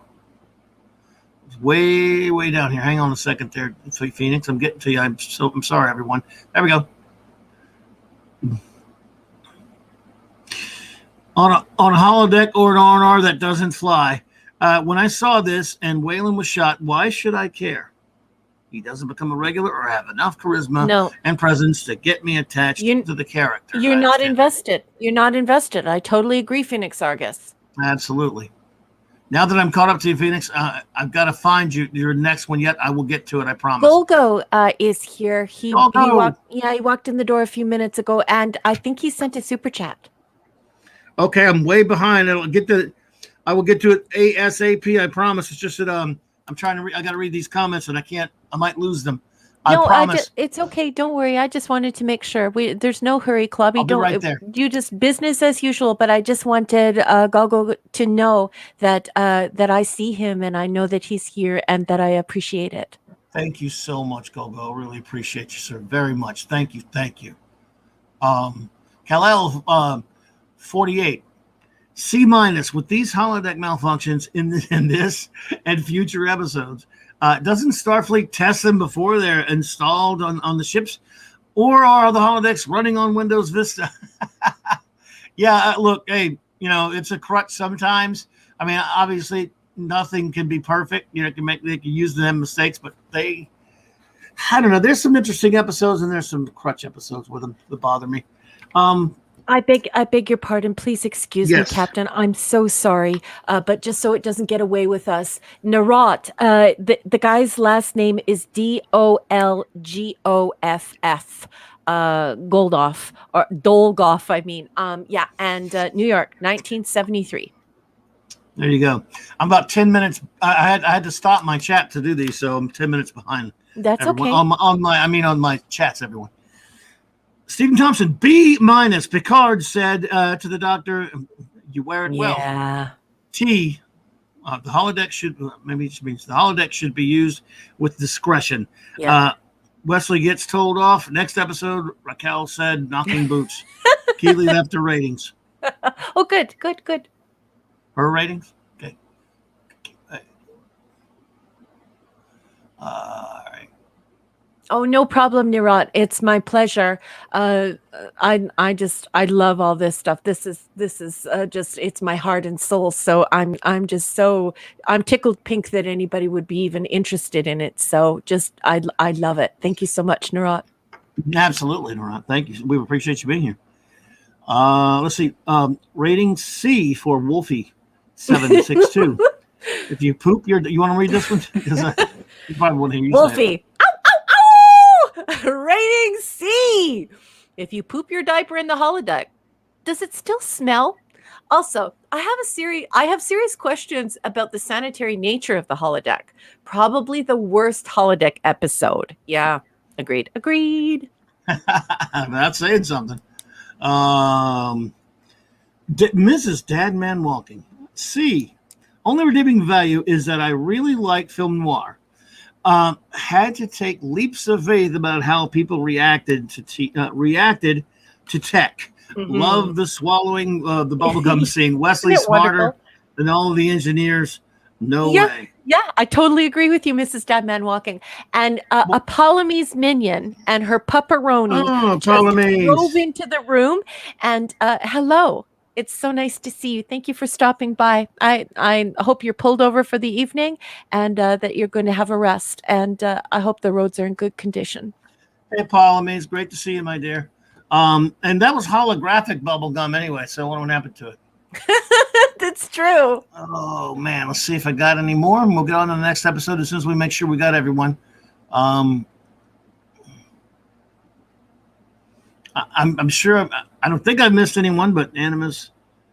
I don't see it. That's a review, Dad, Bam, and Animus. I like this episode best. Only thing I disliked was Picard. Oh, A minus. Animus. It looks like Animus to me, bud.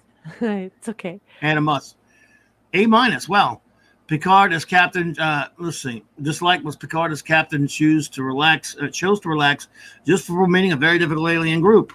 I didn't mind the way that Wesley rescued the day here. I'm glad somebody didn't.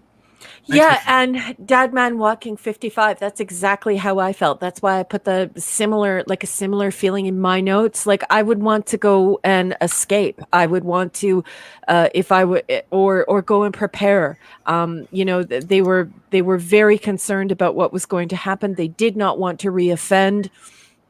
And so, yeah, I would have sought the counsel of Socrates. I would have sought the counsel of Plato, or I would, if I truly wanted to relax, of course, I would have, wanted to go and listen to Mozart or Tchaikovsky or something, or Chopin, right? Anyway. Well, there you go. I can't say what I would do. Stephen Thompson, C minus. Picard said to the doctor, You wear it well. Did I do that one? Yes, you got to. Oh, I don't know how. I'm okay. Well, sorry about that, Stephen. Phantom Outsider. C. The main cast never used holodecks properly. Only Barclay, Bordas, and Gordon from Orville understand proper holodeck usage. I'm for that. Yeah. Beam them off the holodeck if ship transporters are out. They have shuttles. Absolutely, I'm with you there, Pio. There you go. Oh, Gloggle 13. Thank you so much. By the way, every time I see someone announce your name, like when you're in and they say Golgo 13, I wonder, do they know how cool an anime that is? And I don't even watch anime, and I like that one. Oh, wonderful. Yeah. And I like the, I've read some of the manga. Golgo 13's cool stuff. So it's a cool name. Bobby, so glad you made it. Oh, thank you. Been watching TOS with the wife. She does not like Star Trek. I guess it means ST, but with TV as bad as it is, she has started enjoying it. I'm happy. Oh. Well, that's fantastic, Golgo. What a great comment. And I'm so happy that folks are rediscovering and celebrating real Star Trek 66 to 2005. And can I just say thank you so much for doing this super chat and for paying $5 for us to read your comment. You know, we appreciate your support so much. Thank you so much for stopping by, and thank you so much for the super chat. Thank you so much, Golgo 13. Appreciate you. I need to watch that again. I haven't watched that in a long time, by the way. And I'm sure you probably read, you're big, if you're using that name, you're a big fan of the manga as well. Look who's here, Parrot Head. Hey! Even wanted to holodeck has built in its. Oh, dude. Yeah, I know. Let's keep it clean. I like that. We love Parrot Head. We do. Appreciate you, Parrot. But a point taken. I mean, imagine what clean up on aisle 13 for Quark, right? Like that's some serious. You need a hazmat suit, right? Parrot Head. Indeed. Number 3 for Phoenix. I found your number 3 there, Phoenix. I'm so sorry. It takes a while to get to it, my friend. The slow dissolve. They should have vanished as soon as they hit the door. Seeing as there's no emitters in the corridor, then suddenly stop and wonder what the hell is going on. It was really dopey. Yeah. That's your 3 of 4. Wow, the other one must be. Oh, let's see. Oh, you must have put 1 back in there. Now I'll get the number 4 of yours as soon as I can find it. I promise. Now that's weird. I'm seeing 3 of 4. Did you put 1 of 4 back in there, Phoenix? Remember, I'm way behind on the chat, and I never. Oh, well, I will do another one, then I'll get to you. I promise. I'm so sorry about this, everyone. Stephen, if you're having trouble deleting a post that you don't want to don't want up anymore, and you can't, you can always reach out to one of our fabulous wrenches. I'm sure that they would be able to retract it for you or delete it for you. Don't be afraid to ask. We have the best wrenches on the internet.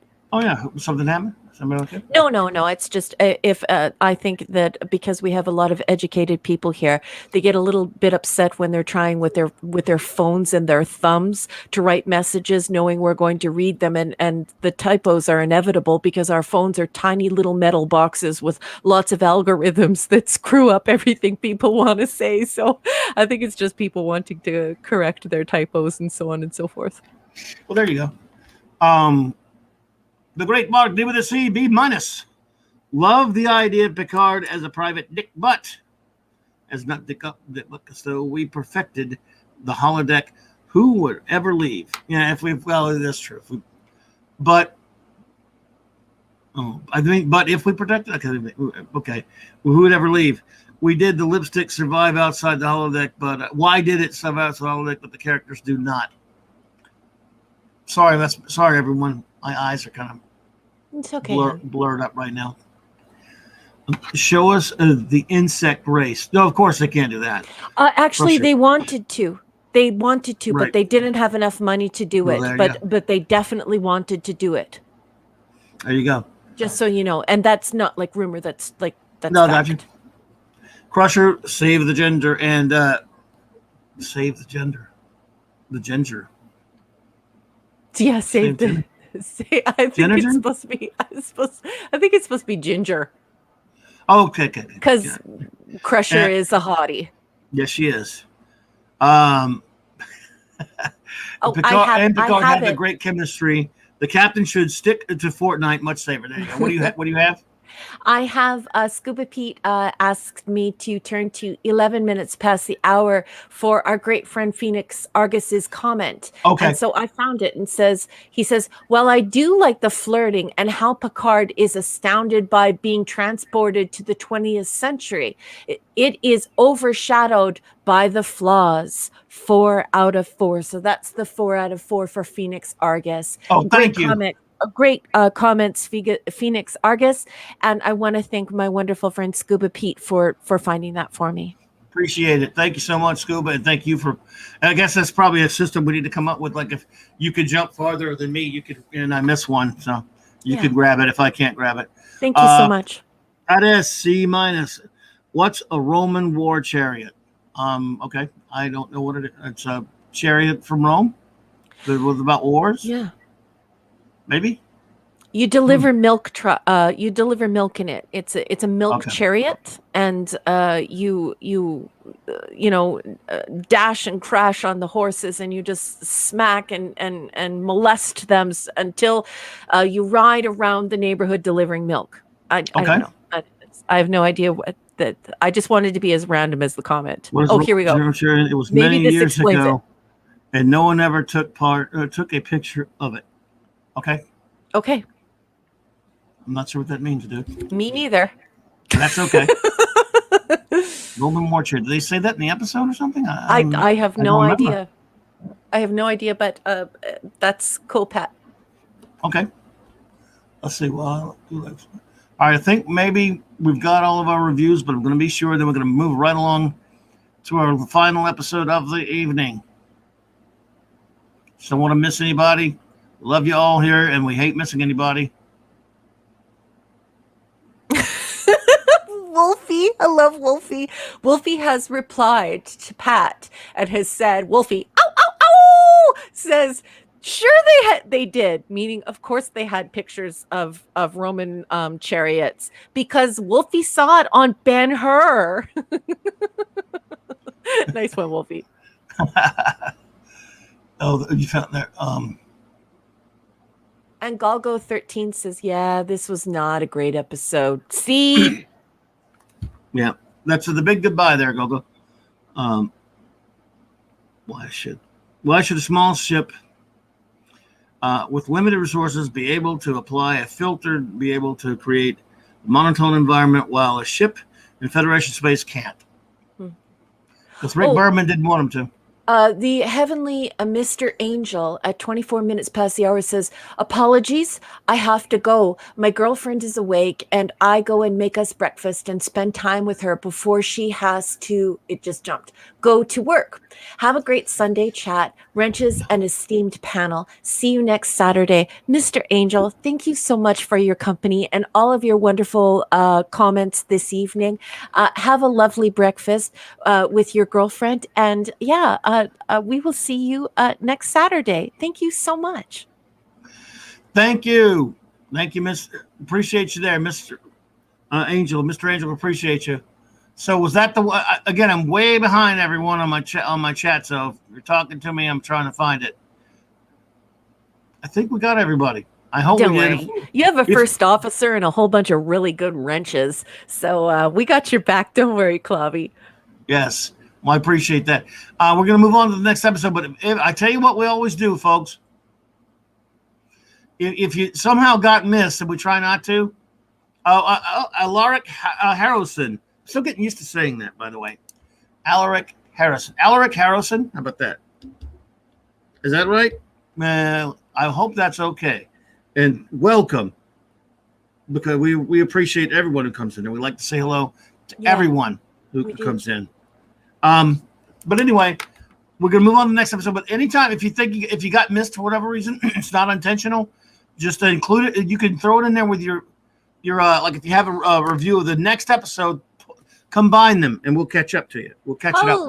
We got Fabioke 100. He says, hail everybody. We have Alaric Harrison is here. It is so good to see you. Hey. And we have Pat explaining himself. And he says, Yeah, like guys knock it out of the park every time. I was referring to people in the future not knowing what things in the past are. Thanks for jumping in with both feet, jumping on with both feet. But I think you meant in. Okay, bud. Snortopoopas Cuber is now ordering breakfast from Mr. Angel. He is a good bear. He's a very good bear. Indeed. Well, let's see. I think I've moved my chat up now. Are we ready for our final episode of the evening? Yes, Mrs. Dadman Walking is leaving for the evening. And I just want to say thank you so much for joining us. Thank you for your wonderful comments. Your comments are always great and very good to see you. And I hope we'll see you next week, Mrs. Dadman. Yes, indeed. Thank you so much, Mrs. Dadman, and both of those wonderful people. Steve Mitchum says, yeah, our Snortopoopas Cuber, he's smarter than the average bear. Okay, so let's move on to the next episode. We're going to be discussing data lore. This is season 1, episode 13. It first aired on January 18th, 1988. So we're finally in 1988. And we are going to read an excerpt from Star Trek 365, The Next Generation by Paula M. Block and Terry J. Erdman, christened, of course, by the great Ronald D. Moore. We are on page 45, and we're going to use this as a jump-off point to discuss data lore. The Enterprise travels to Omicron Theta. It's very hard because I speak Greek, so I know that you're expecting to hear Omicron Theta, but it's Omicron Theta. Once home to a group of colonists who mysteriously vanished some 26 years ago. Omicron Theta, is also the planet where Starfleet officers discovered the android Data unactivated. In the lab that belonged to Data's creator, Dr. Noonien Sung, the Enterprise away team finds the parts of a second android, a twin to Data, named Lore. When Lore is reactivated, he claims that he was disassembled because the colonists found him, quote, too perfect. But it soon becomes obvious that this isn't the truth. In fact, Lore was responsible for the terrible fate that befell the colonists, a fate Lore now intends for the crew of the Enterprise. Data Lore presented viewers with their first look inside Data, literally, after the evil android Lore kicks him, exposing the circuitry in Data's forehead. The scripted effect may have presented a challenge for Michael Westmore if TNG's makeup supervisor didn't already have on call just the right man to assist him, his son Michael Westmore Jr., as a scion of one of Hollywood's most famous makeup dynasties. It was perhaps inevitable that Michael Jr. would be drawn into the family business in some capacity, although his personal talents steered him down a very specialized path. I started developing computer systems with a friend as a hobby in high school, he explains. But it wasn't a huge leap to designing and building the systems and circuits that are integrated within some of his father's most intricate makeup designs.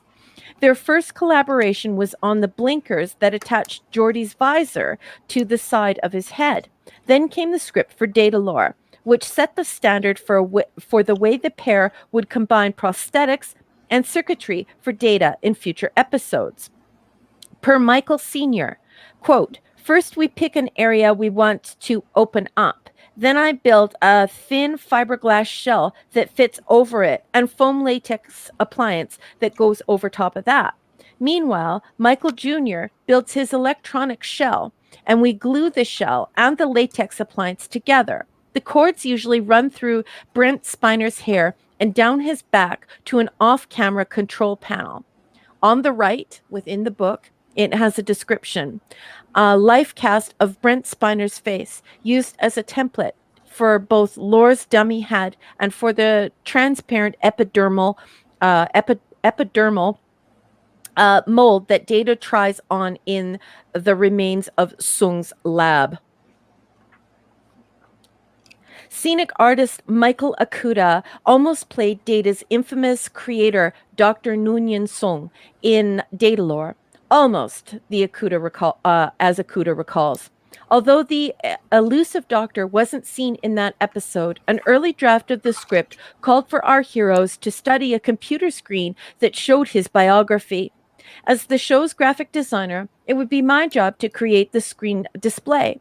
I knew that in the finished episode, the text on screen would probably be too small to read.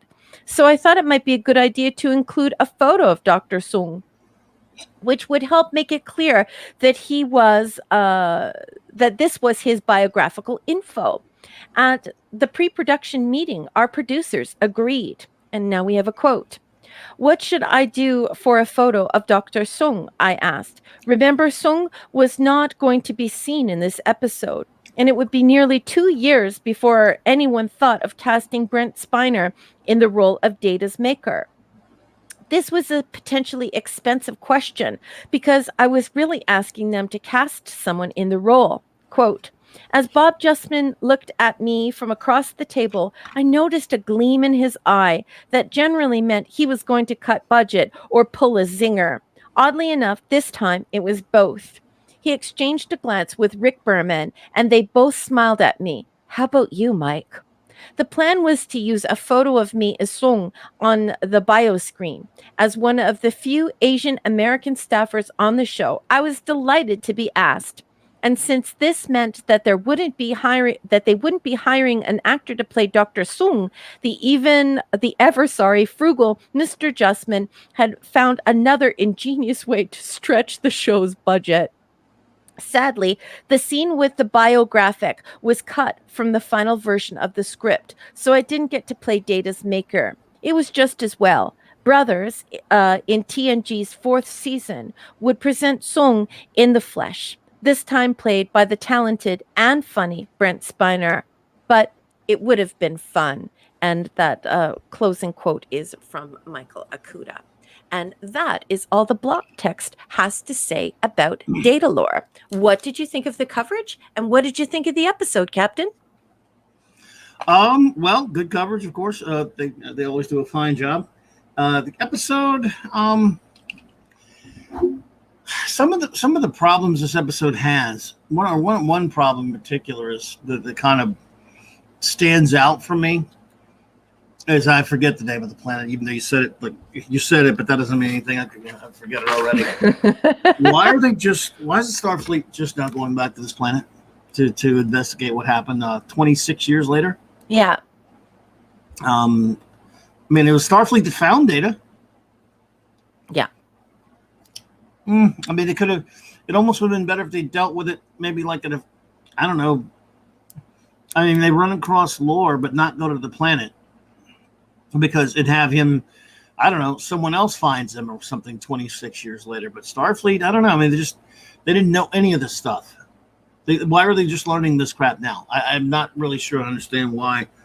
It doesn't make a whole lot of sense to me, but that's a lot of the writing in this season. Spiner shines, I think, his performance alone as lore. Yes. And Data, of course, is really entertaining in the episode. Yep. Once again, they're a little clunky in their approach and taking a while to get to the point. But when they do, the episode is pretty entertaining, I think, until guess what happens? They couldn't. They 2 in a row now. And you know what? At the end of the season, I'm going to tally up the Wesley saves. Sure enough. The only one smart enough to figure any of this out is Wesley. It's so bad. Wesley, again, without Wesley saving the day, this would be a fairly solid, enjoyable episode, in my opinion, in spite of that problem that I just, talked about, how they just now go to the planet and stuff. Cavatinho, Cavalryman Shea, good to see you. But that, I could forgive that. Go, okay, but still, if the episode's entertaining, I could definitely say it. And I think it is entertaining until we get to that. Why? Why, Yeah. God? Why? Yeah, it's like DC Oh my Fontana goodness. said. It's now a Wesley problem. Oh, what's it a problem? Uh, so yeah, go ahead with your notes there because I just add this even when they get something I'm kind of enjoying and I could go in spite of some problems, they've got to crap on it. They got to ruin it. Yeah, it's a stinker. Oh. All right, here are my notes, folks. I actually had to have a glass of wine to watch this episode last night, but here we go. Another character named after World War II friend who he was searching for. Yeah, Kim Noonien Singh. Of course, this is pre-internet, and Gene Roddenberry. If you haven't heard me speak about this before, I have spoken about this at length on the internet for many, many years. Gene Roddenberry had a wonderful friend in World War II who he lost contact with. His name was Kim Noonien Singh, so South Asian, but obviously because his last name is Singh, he has some tie to Gurbani and the Punjab. So obviously a mixed race person, and he was his friend and he loved him. And this is why we have Khan Noonien Singh, and this is why we have Noonien Song or Sung. He was taking every opportunity he could to try and reconnect with this friend, and of course we know at this point that. Gene Roddenberry is not long for this life, so he really wanted to connect with his friend. So those folks commenting about it in the chat who are unfamiliar with the tirades that I go on about Benedict Cumberbatch replacing a brown guy as Khan Noonien Singh know the story of Kim Noonien Singh and therefore Song. It is widely reported that this is the last script Gene Roddenberry worked on. He wrote, rewrote, and tweaked episodes all the way up till this point. But when I say that to you, it is very important that you keep in mind that what you watched in broadcast order is not what happened in production order. So if you would like to go back and look at Gene, who was ill at this time, trying to help out with writing and rewriting and injecting his genius in there, you really do need to look at the prod order in order to be able to discuss those particular scripts. The original script called for Data to encounter a female equal, and she was to become a love interest. It was Brent Spiner who suggested the evil twin idea, and they let him run with it. This script suffers from too many rewrites. So there's just too much rewriting going on, and maybe they just should have left Gene to do it, although I know he was ill. I don't buy that Data went to and through Starfleet as a complete technical mystery to Starfleet Command. He was 4 years at Starfleet at this point and 12 years in service. I don't think that he would be a complete mystery. Why does the crew behave so naively? Why do they allow Lore on the bridge? Yeah. Oh, yes, the contraction idea. This is highly problematic as it's inconsistent. Why doesn't the crew notice? Why is the crew preoccupied with their trust in Data and not in the potential of vetting Lore?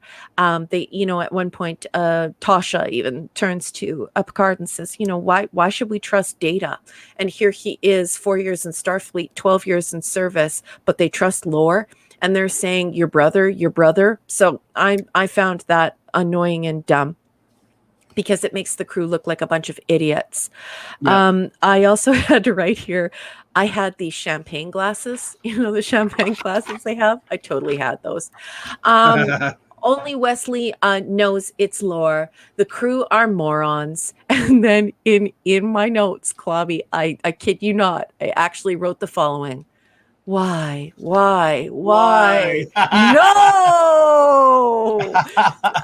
Sound familiar? It always freaks me out whenever you say exactly what I say and you're unaware of it. I just love it because just so you know, folks at home, we don't pre-discuss these episodes. Nope. Everything that happens on this show is extemporaneous. I don't pre-read the text. Klobby and I do not discuss the episode. So I thought you all would think it was funny that Klobby said, why? And in my notes, why? No! Why? I think the best way is, I think at the end of Wayne's World, when he's holding Wayne at the apocalyptic nightmare and Wayne is holding Garth. Why, God? Why? Yeah. Further in my notes, I have Data on the bridge. You didn't say you could do that to Picard. I thought that was really weird when Picard said, you didn't say you could do that. And then I have in yelling all caps, shut up, Wesley! That's the best thing that happened in the episode. Yeah, and then I have Data says, I'm fine, at the end of the episode, leaving the more observant viewers perplexed and unresolved. So literally the last thing Data says in the episode is, I'm fine. Not I am, but I'm. So Oops. if you're an observant Trekkie, especially because this show is written for nerds, I know geeks like it too, but it's a nerd show. This makes you go, what in the F is going on? So, yeah. Zach 7, hey there. Hey, Zach 7, you're late. Where were you, sir? Yeah, Zach's where? Of course, I'm kidding. It's so absolutely good to great. see you. Yes, great to see you. So, yeah. So those are my notes. That's all I have in my notes. I hope I covered you did what I know about this particular episode, folks. Oh boy. What again, just they kill it. I mean, like I said, it is a huge gap once you think of it in terms of why Starfleet did not go investigate that and why they don't know anything about Data. It's just patently absurd. That the Enterprise just out of nowhere, willy-nilly. Oh, you know what? Why don't we go just look into your past now? Data all of a sudden, 26 years later, after you were discovered, whatever it was, right? Yeah. And 12 years in service here, not even including his 4 years in Starfleet. You could have written that so much better. Yeah. It makes no sense. It's really ridiculous. And then they go to the planet, and then all of a sudden, there's just no one else has ever visited that planet and found Data. Oh, excuse me, Lore, including Noonien Sung, who left him there for some reason. But so yeah, okay, sure, whatever, guys. But then if you still try to just enjoy the episode, because Spiner I think is terrific in the episode, this happens, and it did get. Although this episode did give us the famous "Shut Up, Wesley." Yeah. I guess I got to give it some points for that. So, what is your rating, number one, of Data Lore? Before I get to my rating, I have to say, Mark D with the C, I totally agree with you. That is an unanswered question that I didn't get to in my notes, but I do agree. Why did they just let Snowflake fly away? It's like, go kill a planet. Bye. They're not going to try to destroy this thing. Yes, it's a life form and all that stuff, but it was trying to destroy. It's wiped out a whole planet. Sorry. Yeah, sorry about that. Whoops. Well, in the far-flung future of the show, I have a lot of problems with the other episode with that creature in it. But we'll get to that later. Oh yeah, for sure. For that reason. So this, for me, I know that people really love this episode, and a lot of you know, in real life, I'm a teacher, and I try and give as high of marks as possible because I think it's important to be encouraging and to be positive, but I can't. I just can't. This episode is so bad. I know you all love Data, and I love Brent Spiner. He's always been kind to me, always warm and welcoming, and he's just been such a fabulous person to my husband and myself. I love him when he comes here to Alberta. Mm-hmm. Really super special person, and great performance here. But I'm sorry, C-. I can't help it. That's a bad rating for you. That's for you. I guess it is. Well, we have the same. I'm C- as well. And again, because I found the episode to have some entertaining bits, it just really got dumped on there. But anyway, let us have the ratings now from our final episode of the evening from our wonderful chat. If you will be so kind as to enter your ratings and comments. I'm looking forward to seeing what you say about this data lore. Yeah. Yeah, don't be afraid if you're new here or if you're just participating as a podcast. I definitely invite you to join us in the live chat, and you can give it any type of grade you'd like, and leave us your comments, because this is a community here. It's not a one-way flow of information. So yeah, we love to hear from you, and we love to hear what you think. Indeedishness, Snortopopus Cuber. How dumb is the crew? C minus, by the way. How dumb is the crew being unable to see some clues to lore, having switched places with data? Oh, right. They're dumb, so Wesley will look brilliant again. Exactly. Yeah. That's one of the really horrible things about this. And, yeah, I mean, as far as the contractions thing, that's another thing. I like that Data talks the way he does, but I don't think, as far as him not being able to use contractions, I mean, my God, he could do that. Yeah. I mean, he could if he wanted to. He just doesn't, because he sounds better as a robot. I don't know what the hell. Yeah. Anti-derivative Jill, A minus. I love this episode, even though it has the Wesley right. Wesley was right all along trope. Yeah. At least has shout out Wesley. Yes, exactly. Love Jill. you, Jill. You gotta love it for that. If nothing else, Jill, I hear you there. Great character development, I think. But don't like that they immediately trust lore and let him have access to everything. Good point. Mm-hmm. Spiner shows off his wonderful acting by performing lore with the emotion Data lacks. Absolutely. I think it's a really good performance. Let's see here. For convenience reasons, the Crystal can't attack the Enterprise without lore, but really we've just run out of time, so this is the only reason. It's an A minus, then an A plus. Thank you so much. Okay, Jill. We appreciate I respect that. I totally respect that. Oh, it's a well-liked episode. Like I said, I like it in some ways. It just aggravates me in some ways. Yeah. But it's actually kind of better than the other ones we did tonight, I think. Stephen Thompson, B, and a poopy diaper. One of two. I say tomato, you say tomato. Wow, after flirting with the doctor, now P. Hard orders her off the bridge. The crystalline entity is too much for me. Poopy diaper. Yes. Steven, I totally agree. We got a lot of poopy diapers tonight, folks. Oh, my goodness. 2 of 2. Lore to Wesley, the troublesome little man-child. True words were never spoken. Yeah, I have to agree with Lore on something there. Steve Mitchum, C. 5 out of 10 positronic brains. The general concept of the episode is kind of interesting, but they didn't execute well. Spiner saves this one. I tend to agree. Yeah, it's interesting that you bring up the positronic brains, because, of course, that was an homage to Asimov and his idea of the positronic brain. So yeah. And cool that you brought that up, Steve. They gave him a mention. Yeah. Did they not? Oh yeah, for sure, yeah. Crazy Pineapple B, despite the evil twin trope, Britt Spiner's performance of Lore was noteworthy. Lore fell just short of taking Wesley out. Oh, well. Data's jujitsu move on Lore to beam him into space was cool. Yeah. There you go. Great comments, Crazy Pineapple. Indeed. Thank you.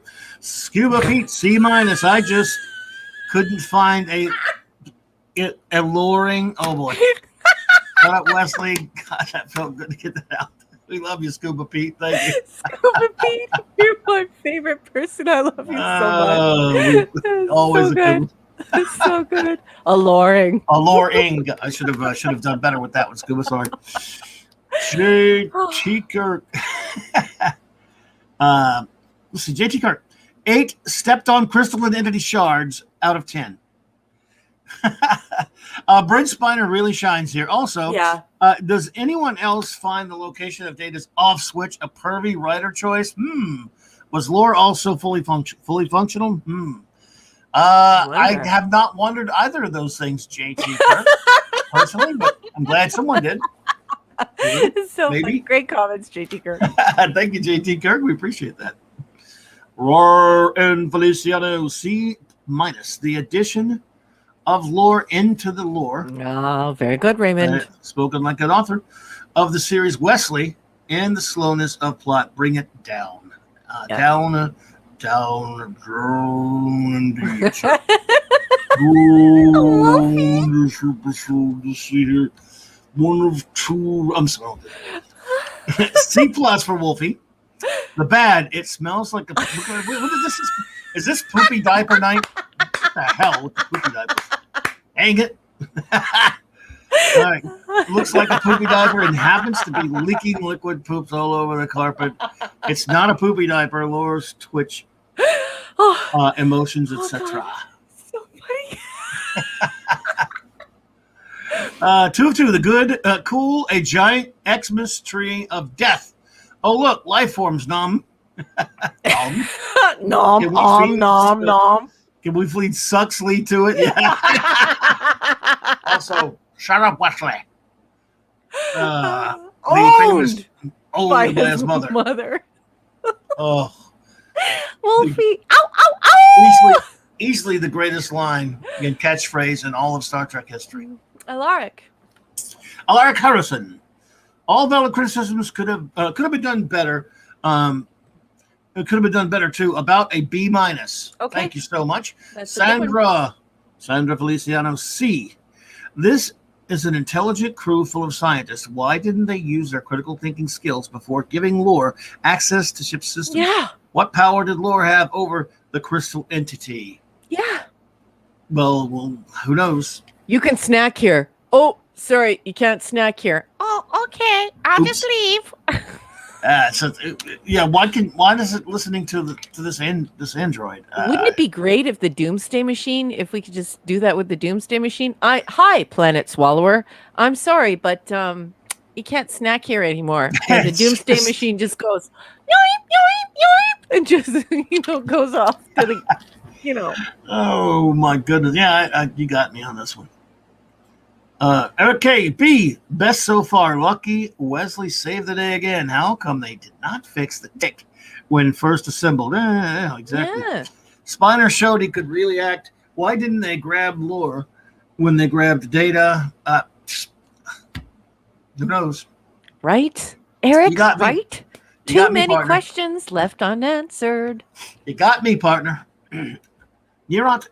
Axamandabear. I'm getting the Anaxamandabear.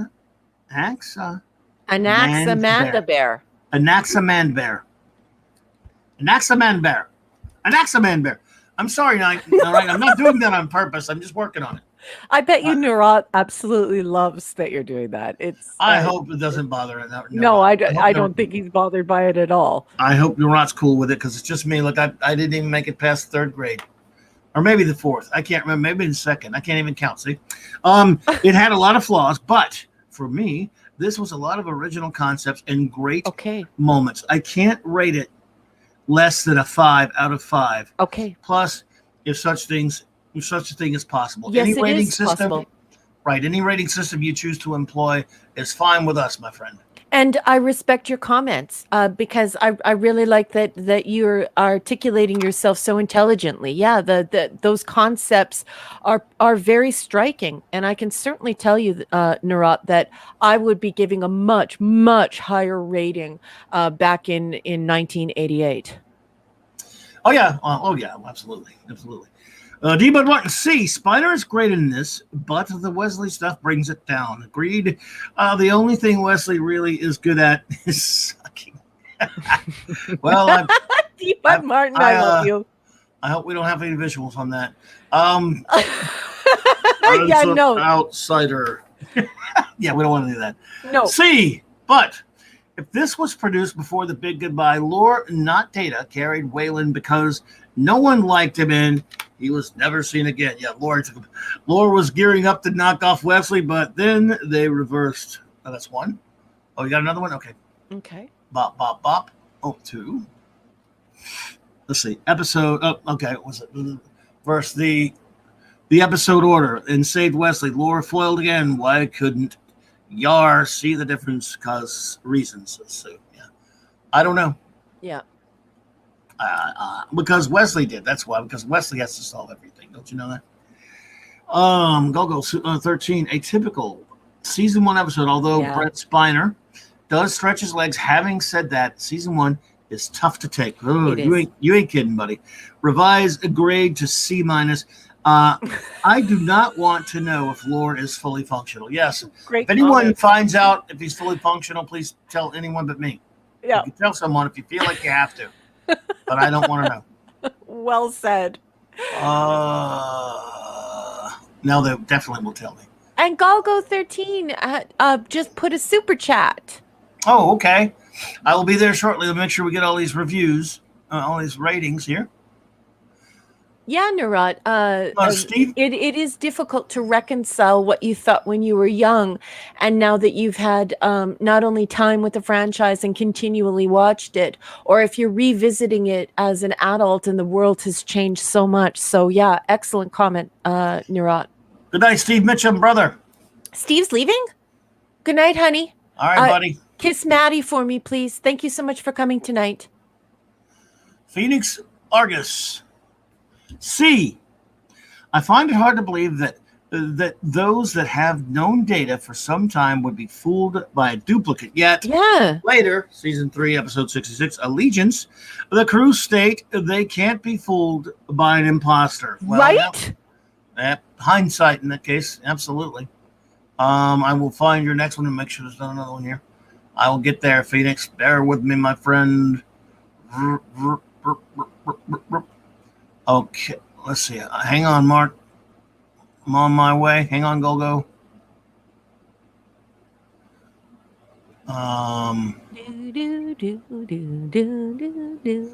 Two of your next one says.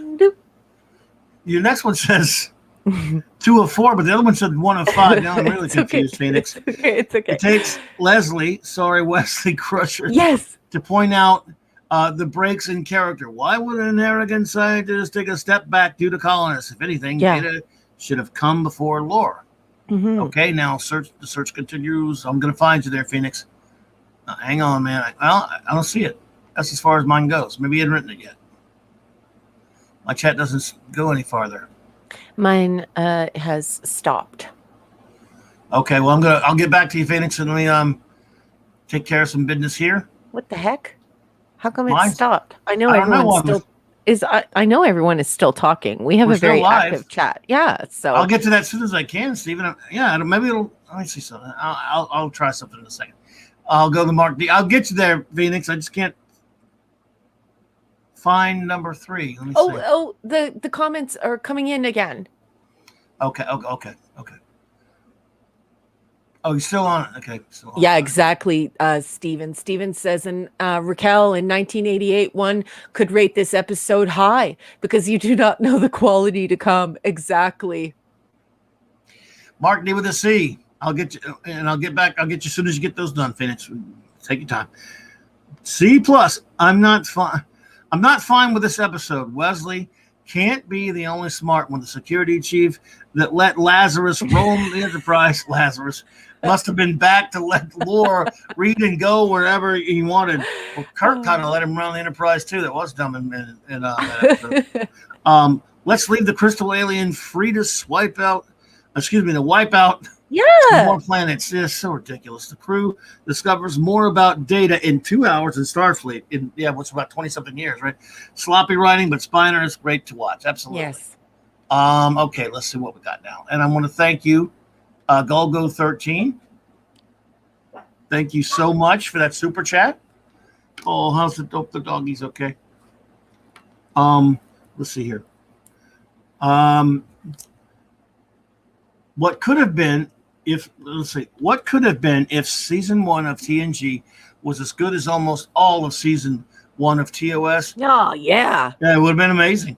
C- for data lore, and not as bad as post 2005. Well, post 2005 is not real Trek anyway, sir. But damn, way too close. Yeah, it's close. Yeah. Yep. But see, anything after 05 is not real Trek anyway, my friend. Thank you so much for that super chat, sir.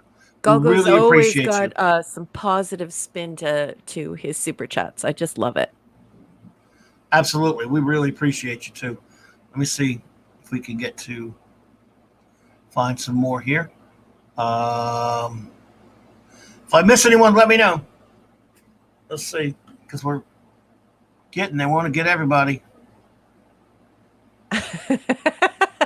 Wolfie. Maybe the crystal ship isn't that bad. And Golgo says, I try.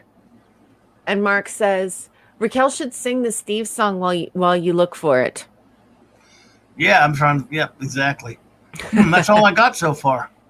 An anti-derivative Jill says, Phoenix Argus, how long has it been really though? Riker hasn't even grown a beard yet.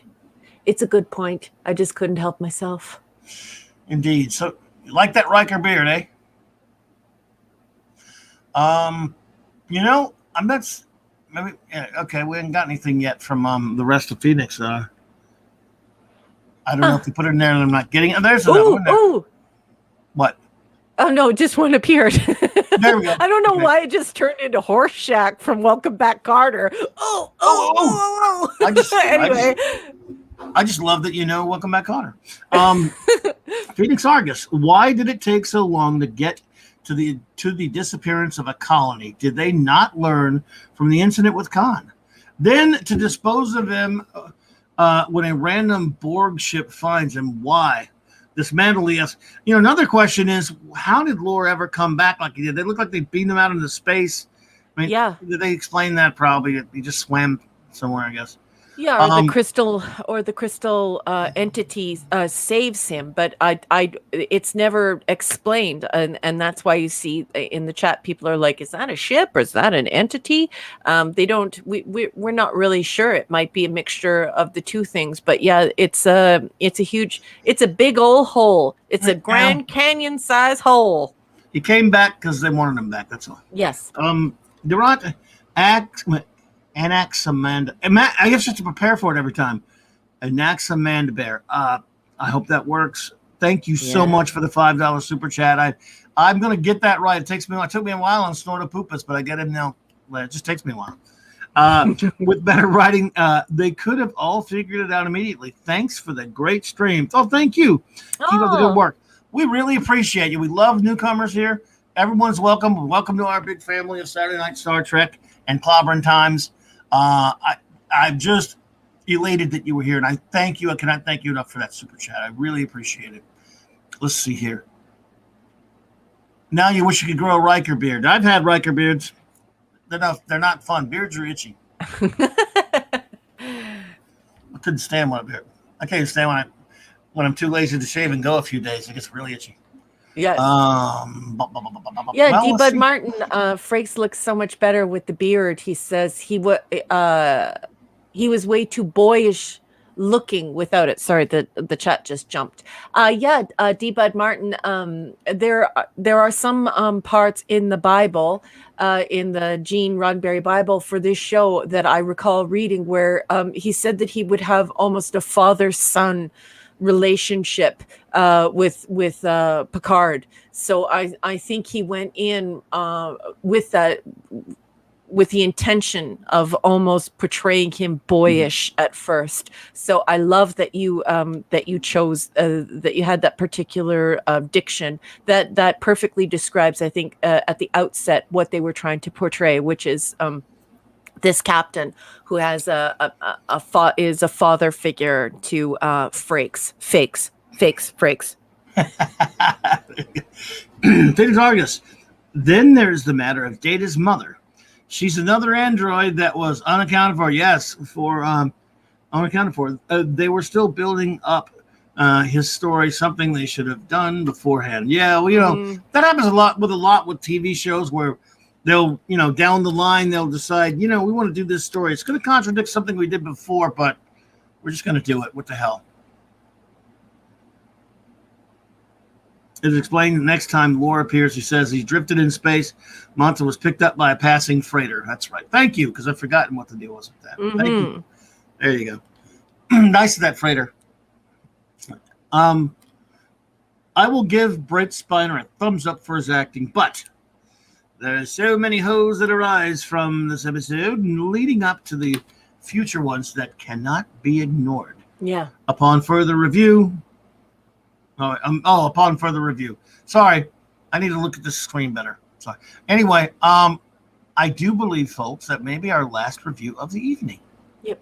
Yeah, Narat, yes. Then you read it correctly. Narat says it always seemed intentionally father son to me. Yeah, and it was. It really was. And then D. Bud Martin says at least Picard didn't sing father figure to Riker. Yes. Oh my. That worked. That would have worked. For father figure, like, do you mean like the George Michael? Put your tiny hand in mine. Oh my goodness. Well, I'll tell you what, everyone, this has been, as always, what a blast. Yes. Yeah, Stephen, it's big family. Yeah. Well, it's funny you mentioned Cheers, because that was one of Flash's favorite shows on his list. Yeah. So yeah, like Norm. Well, everyone, it's just been an amazing night hanging with you all. You've just been so much fun. You always make this thing so fun for us, just reviewing the episodes and just rating them and stuff. Good or bad, it's fun. I mean, we had so much fun doing the original series. We had fun doing animated. We had fun doing the movies. And this is fun, too, because we all know this show gets better. But, you have to call balls and strikes. If you don't like something, say it. But not everyone agrees. But we really love that everyone should never, ever feel, bad about expressing any opinion that you want. All opinions are welcome here. It's true. And we just love having you here and stuff like that. So appreciate you all so much. Before we give our goodbyes and shout outs and play our outros, one thing here and then some show notes. Our wonderful first officer, as always, as I always say, is an author in her own right. As is Raymond Feliciano, by the way. Raymond, please feel free to put the link to your books in the chat if you would. And, of course, number one, tell them a little bit about your writings. Well, I write short stories, and they're science fiction, and I hope you'll give them a chance and support my work. You can find them under my name, R.M. Briggs, at Amazon or on your Kindle device. And if you like The Outer Limits, The Twilight Zone, Philip K. Dick, the science fiction of Sir Arthur Conan Doyle, his short stories, a little bit of an Edgar Allan Poe vibe, then you might like my short stories. And I hope you'll give them a chance and support them. And thank you so much, Clobby. Thank you so much. I love you. You're the best. And just for that, Mark D with the C, you're going to be spending 15 minutes in the penalty box. What did Mark D with the C say? He cussed. I'm not even going to say it. Not a real cuss word. He just said something nice about Man of Stool. Oh no, not the Man of Stool. No poopy diapers here. Oh, we have a news flash, everyone. By the way, This just in. Wesley sucks. More later. Sucks. More. Unfortunately, more later. We wish there were less later, but this will be more later. Fabio 100. I think that's great. I think that's absolutely hysterical. I'm so happy that you joined us this evening. And yes. Yeah, come earlier next time. And don't be afraid to join in the live chat. But also, you know what? Don't feel pressure. You can wait in here, or you know what? You can just lurk. No pressure. We're just so happy to have you, and for you to allow us to come into your homes, into your phones, or into your computers, and have this wonderful discussion where we celebrate Star Trek. Fabio, thank you so much. We really appreciate you being here tonight. Quick show notes here. Monday night, as always, Monday night Mark C Comics Talk. As you know, it's clobbered times for nothing. We do a lot of comic talk here as well. And so we will be doing that. Just walked to the door. I'm so sorry for interrupting you, Captain. He says, how do you get Raquel's stories if you don't have a Kindle?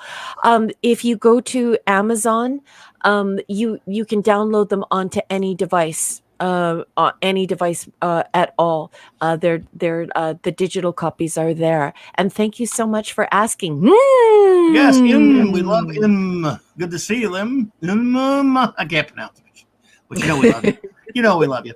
So anyway, let's see. Monday nights, as always, if you're a comics fan out there and if you're new to the channel, 8 p.m. Central Standard Time is Monday Night Mark C Comics Talk. And sometimes we have a topic, sometimes not. I've been lazy lately. Now it'll just be open comics talk. We'll probably think of something. And then of course Tuesday night I'll be on with I don't know which channel it's going to be on this week, to be honest. The comic book roundtable, Loki's comic book roundtable with Loki in the game, 7 p.m. Central Standard Time. We always have fun with that. And Wednesday night, 9 p.m. Central, back to our old time. Flash and I will be doing our follow-up show this past Wednesday night. And if you're a fan of TV, and who isn't, we're talking about a TV show tonight, aren't we? Yeah. Flash and I counted down our top 25 all-time favorite TV shows the other night, last Wednesday, and it was a blast. Everyone who joined us here, we really appreciate you so much. It was a lot of fun. Well, you can't do that without having the honorable mentions of the follow-up recap show. So next Wednesday, we'll recap that, and we will talk about the shows that got away, the ones we just barely missed our list, and we'll get your favorites. You can tell us some of your favorite shows, and we'll talk to you as well. And, of course, 1 p.m. Central Standard Time on Thursdays, the Global Geek Gang gathers. And coming soon in August, because we're getting close to August, this great comic book legend, the greatest creative force of the 20th century, Jack Kirby, that's his birth month, all of August. Obviously we'll still do Star Trek, but most of my themes are going to be Jack Kirby, celebrating the king of comics, and showing him the love that I always do for Clobbering Times in the 12 years I've been doing this. It's always Jack Kirby month, so going to be celebrating the king. Hail to the king, baby. Hail to the king. You just got a super chat. Oh, I didn't see it. You did. And you got it from the wonderful Scuba Pete! Well, it hasn't shown up yet.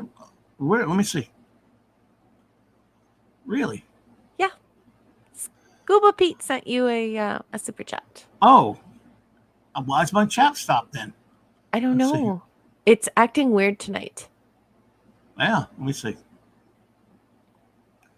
He sent you a $4.99 super chat, and okay. I don't remember what it said because it just flashed for a second for me. But I think he said a thank you for the show, and or something along those lines. You know, Scuba Pete's comments are always very clever and very kind. So yeah. Well, thank you, Scuba Pete. I don't see it. It's not popping up on my damn thing for some reason.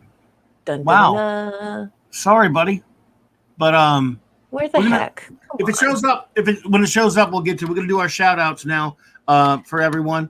Everyone, don't forget August 8th, celebrating 60 years of the Fantastic Four, the release of Fantastic Four #1 with the Global Geek Gang.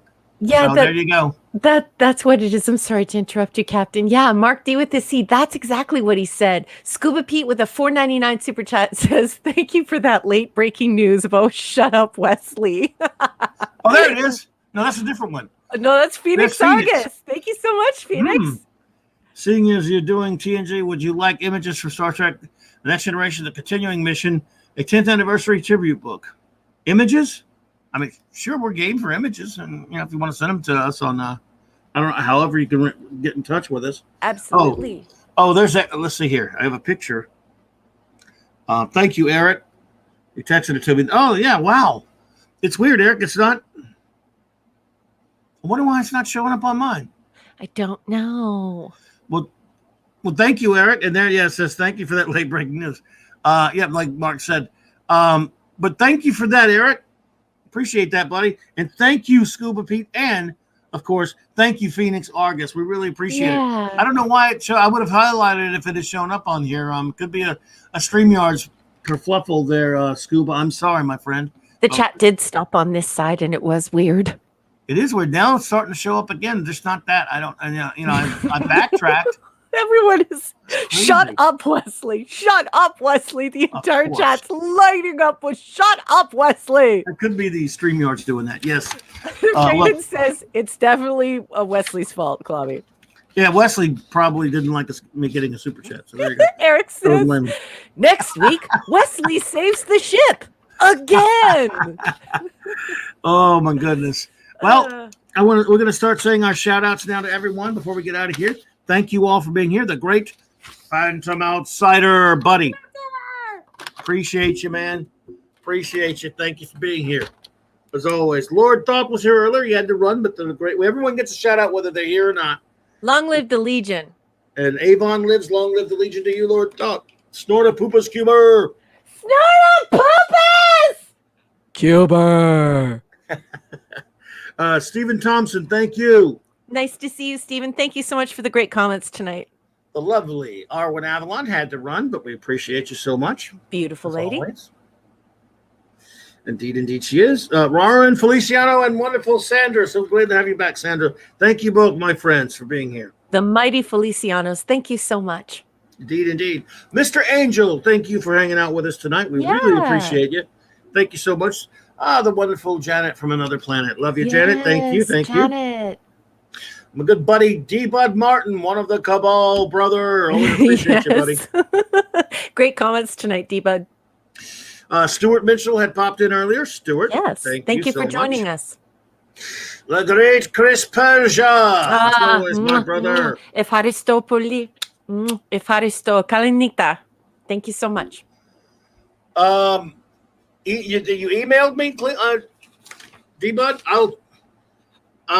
You're gonna try to help me remember. D-Bud, you don't do Twitter, do you? I'm writing it down right now so I can look for it. Snorta Poopas just said set phasers to shut up, Wesley. Indeed. Iron Man book. I think I did, but I can't remember now because I have a horrible memory. I'll check, D-Bud. Thank you for reminding me again, man. Let's see here. Who else? The great Eric K. Thank you for all the help. Thank you so much for your help tonight. Thank you so much for everything. Thanks for the help of the super chats, brother. I appreciate you so much, man. Thank you all for all of your wonderful super chats, your kindness. Thank you. We love you all. We really appreciate you. We do. You said it on Monday to my Yahoo account. Okay, thanks. JT Kirk, my friend, thank you so much. Yeah. Nice really to appreciate see you. Kal-El 48, thanks, buddy. Appreciate you. The lovely and wonderful, amazing anti-derivative Jill. Jill, really love yes. You were fabulous tonight, as usual, my fellow nerd. Thank you for your nerdiness, your exceptional nerdiness, and I'll see you next week. Indeed. Stream Mitchum, buddy. Yes. The great Mark D. Good to see, buddy. I hope you had a great week out there in the wilderness, and I hope you're back home safe, away from the stone knives and bear skins. That's a good one. Remember to teach the kids row your boat in a round, because they got to know row your boat. I hope you toasted marshmallows. Yes. Pat S, buddy. Appreciate you, man. Everyone go to Purple Valkyries. Please go to the Purple Valkyries channel. There's a link in my description below because Pat S. It does some videos. If you're a Rick and Morty fan, they have pre-recorded videos where they review that show. Zathras had to run, but good. We appreciate you, Zathras. Great comments tonight. Indeed. Captain is a replicant. Captain Deckard is a replicant, Spock. Sorry, that name. Dude, I'm going to get you for those names someday. But we appreciate you, Cockney Spock, buddy. And there's a link to his channel below. Thank you, bud, for popping in. Terrell, ironically, right next to him. Terrell 72. Thank you so much for coming. Dadman Walking 55, our good friend, and Mrs. Dadman. You guys were great as usual. Thank you so much. Missus. Enjoy the rest of your weekend. Appreciate you. Narant Axa. Why can't I say it right? I'm so sorry. Anaximanda bear? Anaximand bear. That's right. There's no. It's not even in front of me, but I'm learning it now. Anaximand bear. Anaximand bear. I'm getting there. I'm so sorry. I feel bad about it. Narot. Anaximanda bear. Right. I love it, though. I love that I have to challenge there. Narot, you were just outstanding. Thank you so much. I enjoyed your company immensely. Thank you so much. Appreciate you so much, Narot. Thank you for being here. Wolfie 762. Wolfie! You were great tonight. Nemo Nova, a new friend, popped in, and it is great. Thank you so much. Thank you so much for supporting the channel and the show. There you go. No matter that Terrell, exactly. No matter where you go, there is Wes. Yes. Yeah, Terrell. Or is it Tyrell? I don't know. I don't know. Terrell, I thought maybe a Blade Runner thing, right? Even though you have Terrell, by the way, Eraserhead always gave me the willies, and you have Eraserhead as your avatar, so I think that's pretty fun. Dave G. Sound was here earlier. Dave, thank you. Yes. see you. Thank you for stopping by. A great buddy, Just Joe. Yeah. We have a super chat. Jobber! Jobber. D-Bud Martin, thank you for that $5 super chat, my friend. You're too kind. By the way, Eric K was wrong about Clobby's favorite movie. It was Man of Steel. It was, well, so now you're going to be, the comic book fan four stick. So now the comic book cabal is turned on me? That's it. It's bad. It's so anarchy. bad. It's total anarchy. Oh, Goggle 13. Dun, dun, dun, dun, dun, dun, dun. Oh, my goodness. Well, let's see. Goggle 13 will be on with Cardinal Sin tomorrow and on with Brian Speaker for the Dead for anime. Oh, okay. Wonderful. Well, excellent. Say hello to our buddy Cardinal Sin. He's a pal. And I hope you have a wonderful time on there, my friend. Thank you. Let's see here. Let's see. Phoenix Argus. What's your Twitter? I'll send them that way if you'd like. Let's see here. Send what? The photographs. Oh yeah. Okay. Good. It's just you can find me. You could probably just search for what should it be? Probably just search for Clobbering Times show. Yeah. Just Clobbering Times on there. You'll probably find me. Yeah. Others, I do have a link in my description below though there to a few different ways to contact me, Phoenix, if you want to look at that. So I didn't even think about that. You think I'd have thought about that? Let's see here. And speaking of Phoenix Argus, thank you so much, Phoenix Argus, for being here, and thank you to he popped in for a second, Dr. Hercule Monkey. Yay! It's good to see you. Indeed, Crazy Pineapple. Thank you so much for being here. Great comments tonight, Crazy Pineapple. Agent Decibel, thank you. Thank you so much. The beautiful Renier, oh my goodness, always a pleasure. Sweetheart of a lady. Another beautiful lady, Katie Carr, popped in earlier. Yeah, Katie. Always lovely ladies popping. We love it. Love you, Katie. 1903 TX popped in, a new friend. Thank you. Yeah. We like new friends. Great. Great. Scuba Pete. Scuba Pete! You're sensational. Thank you so much, Scuba Pete. Keely Chow, Roll Tide popped in. Keely, thank you. Yes. And again, to the aforementioned Gogo 13, brother, thank you. Yes. Thank you so much for your support. And just so you know, Phoenix Argus, he said, I found it. Yeah. The great Eric K has taken care of everything. There are URLs populating as we speak. Excellent. Ptolemy's Minion and Pupper. Did we get Fabio 100? I'm almost to that one. Fabio 100, you got to go. Thank you for being here, Fabio. It was so nice to meet you, and I'm so glad that you had a good time, and we'll see you next Saturday. I enjoyed your company, and thank you so much for supporting this channel and for supporting this show, Fabio. Good night. Indeed. Thank you so much, Fabio. We appreciate you. What's up, Cast in Shadows, buddy? Good to see you. Ooh, Cast in Shadows. Yep, it goes by many names. That's one of them. Good to see you, sir. Thanks for popping in. Parrothead. Hope you're having a good time wasting away with a cheeseburger in paradise near Margaritaville there. Alaric Harrison. Yes. Thank you, Alaric. Good to see you again.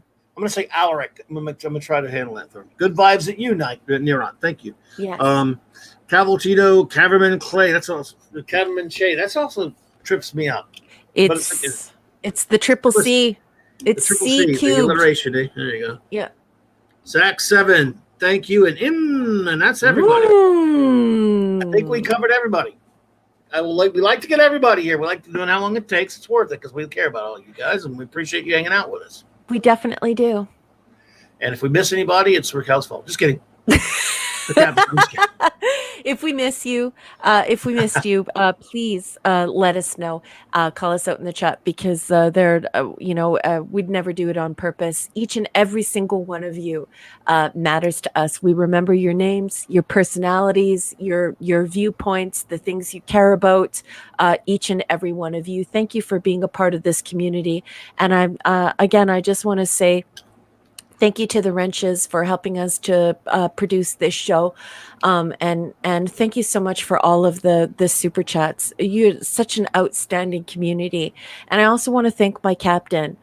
Captain, congratulations on monetization. And thank you so much for creating this space for Star Trek fans, for Trekkies to come and celebrate 66 to '05. I appreciate you so much. I had a wonderful time. Thank you. Number one, you're the best. Thank you all. And now those who are still here, you can enjoy this wonderful end theme that we have. Beginning and end theme, I should say, made by our wonderful first officer, the great Commander Briggs, and of course our good buddy Mark D with the C help us put it over here. What's up? Everyone was asking me when I made the video the composer's name, and I couldn't remember last week the composer's name. It's Aaron Kenny. And I don't know why I couldn't remember that last week, but if you are wondering who this composer is, that is the composer. And all of the images are courtesy of NASA. They're all in the public domain, as is the work of Aaron Kenny. Well, it's marvelous work. I love this. I really do love this theme and the images. I mean, this gets me in a Trek mood. It may not be a Trek theme officially, but it is now because it's the Saturday Night Star Trek theme. And it gets me trekking. So I love it. And I hope you all enjoy it. Have a great night. We will see you. I hope I see any of you comics fans here Monday night and the rest of the week, the other shows. And, of course, next Saturday night for some more Saturday Night Star Trek. Love you all. Live long and prosper. Good night.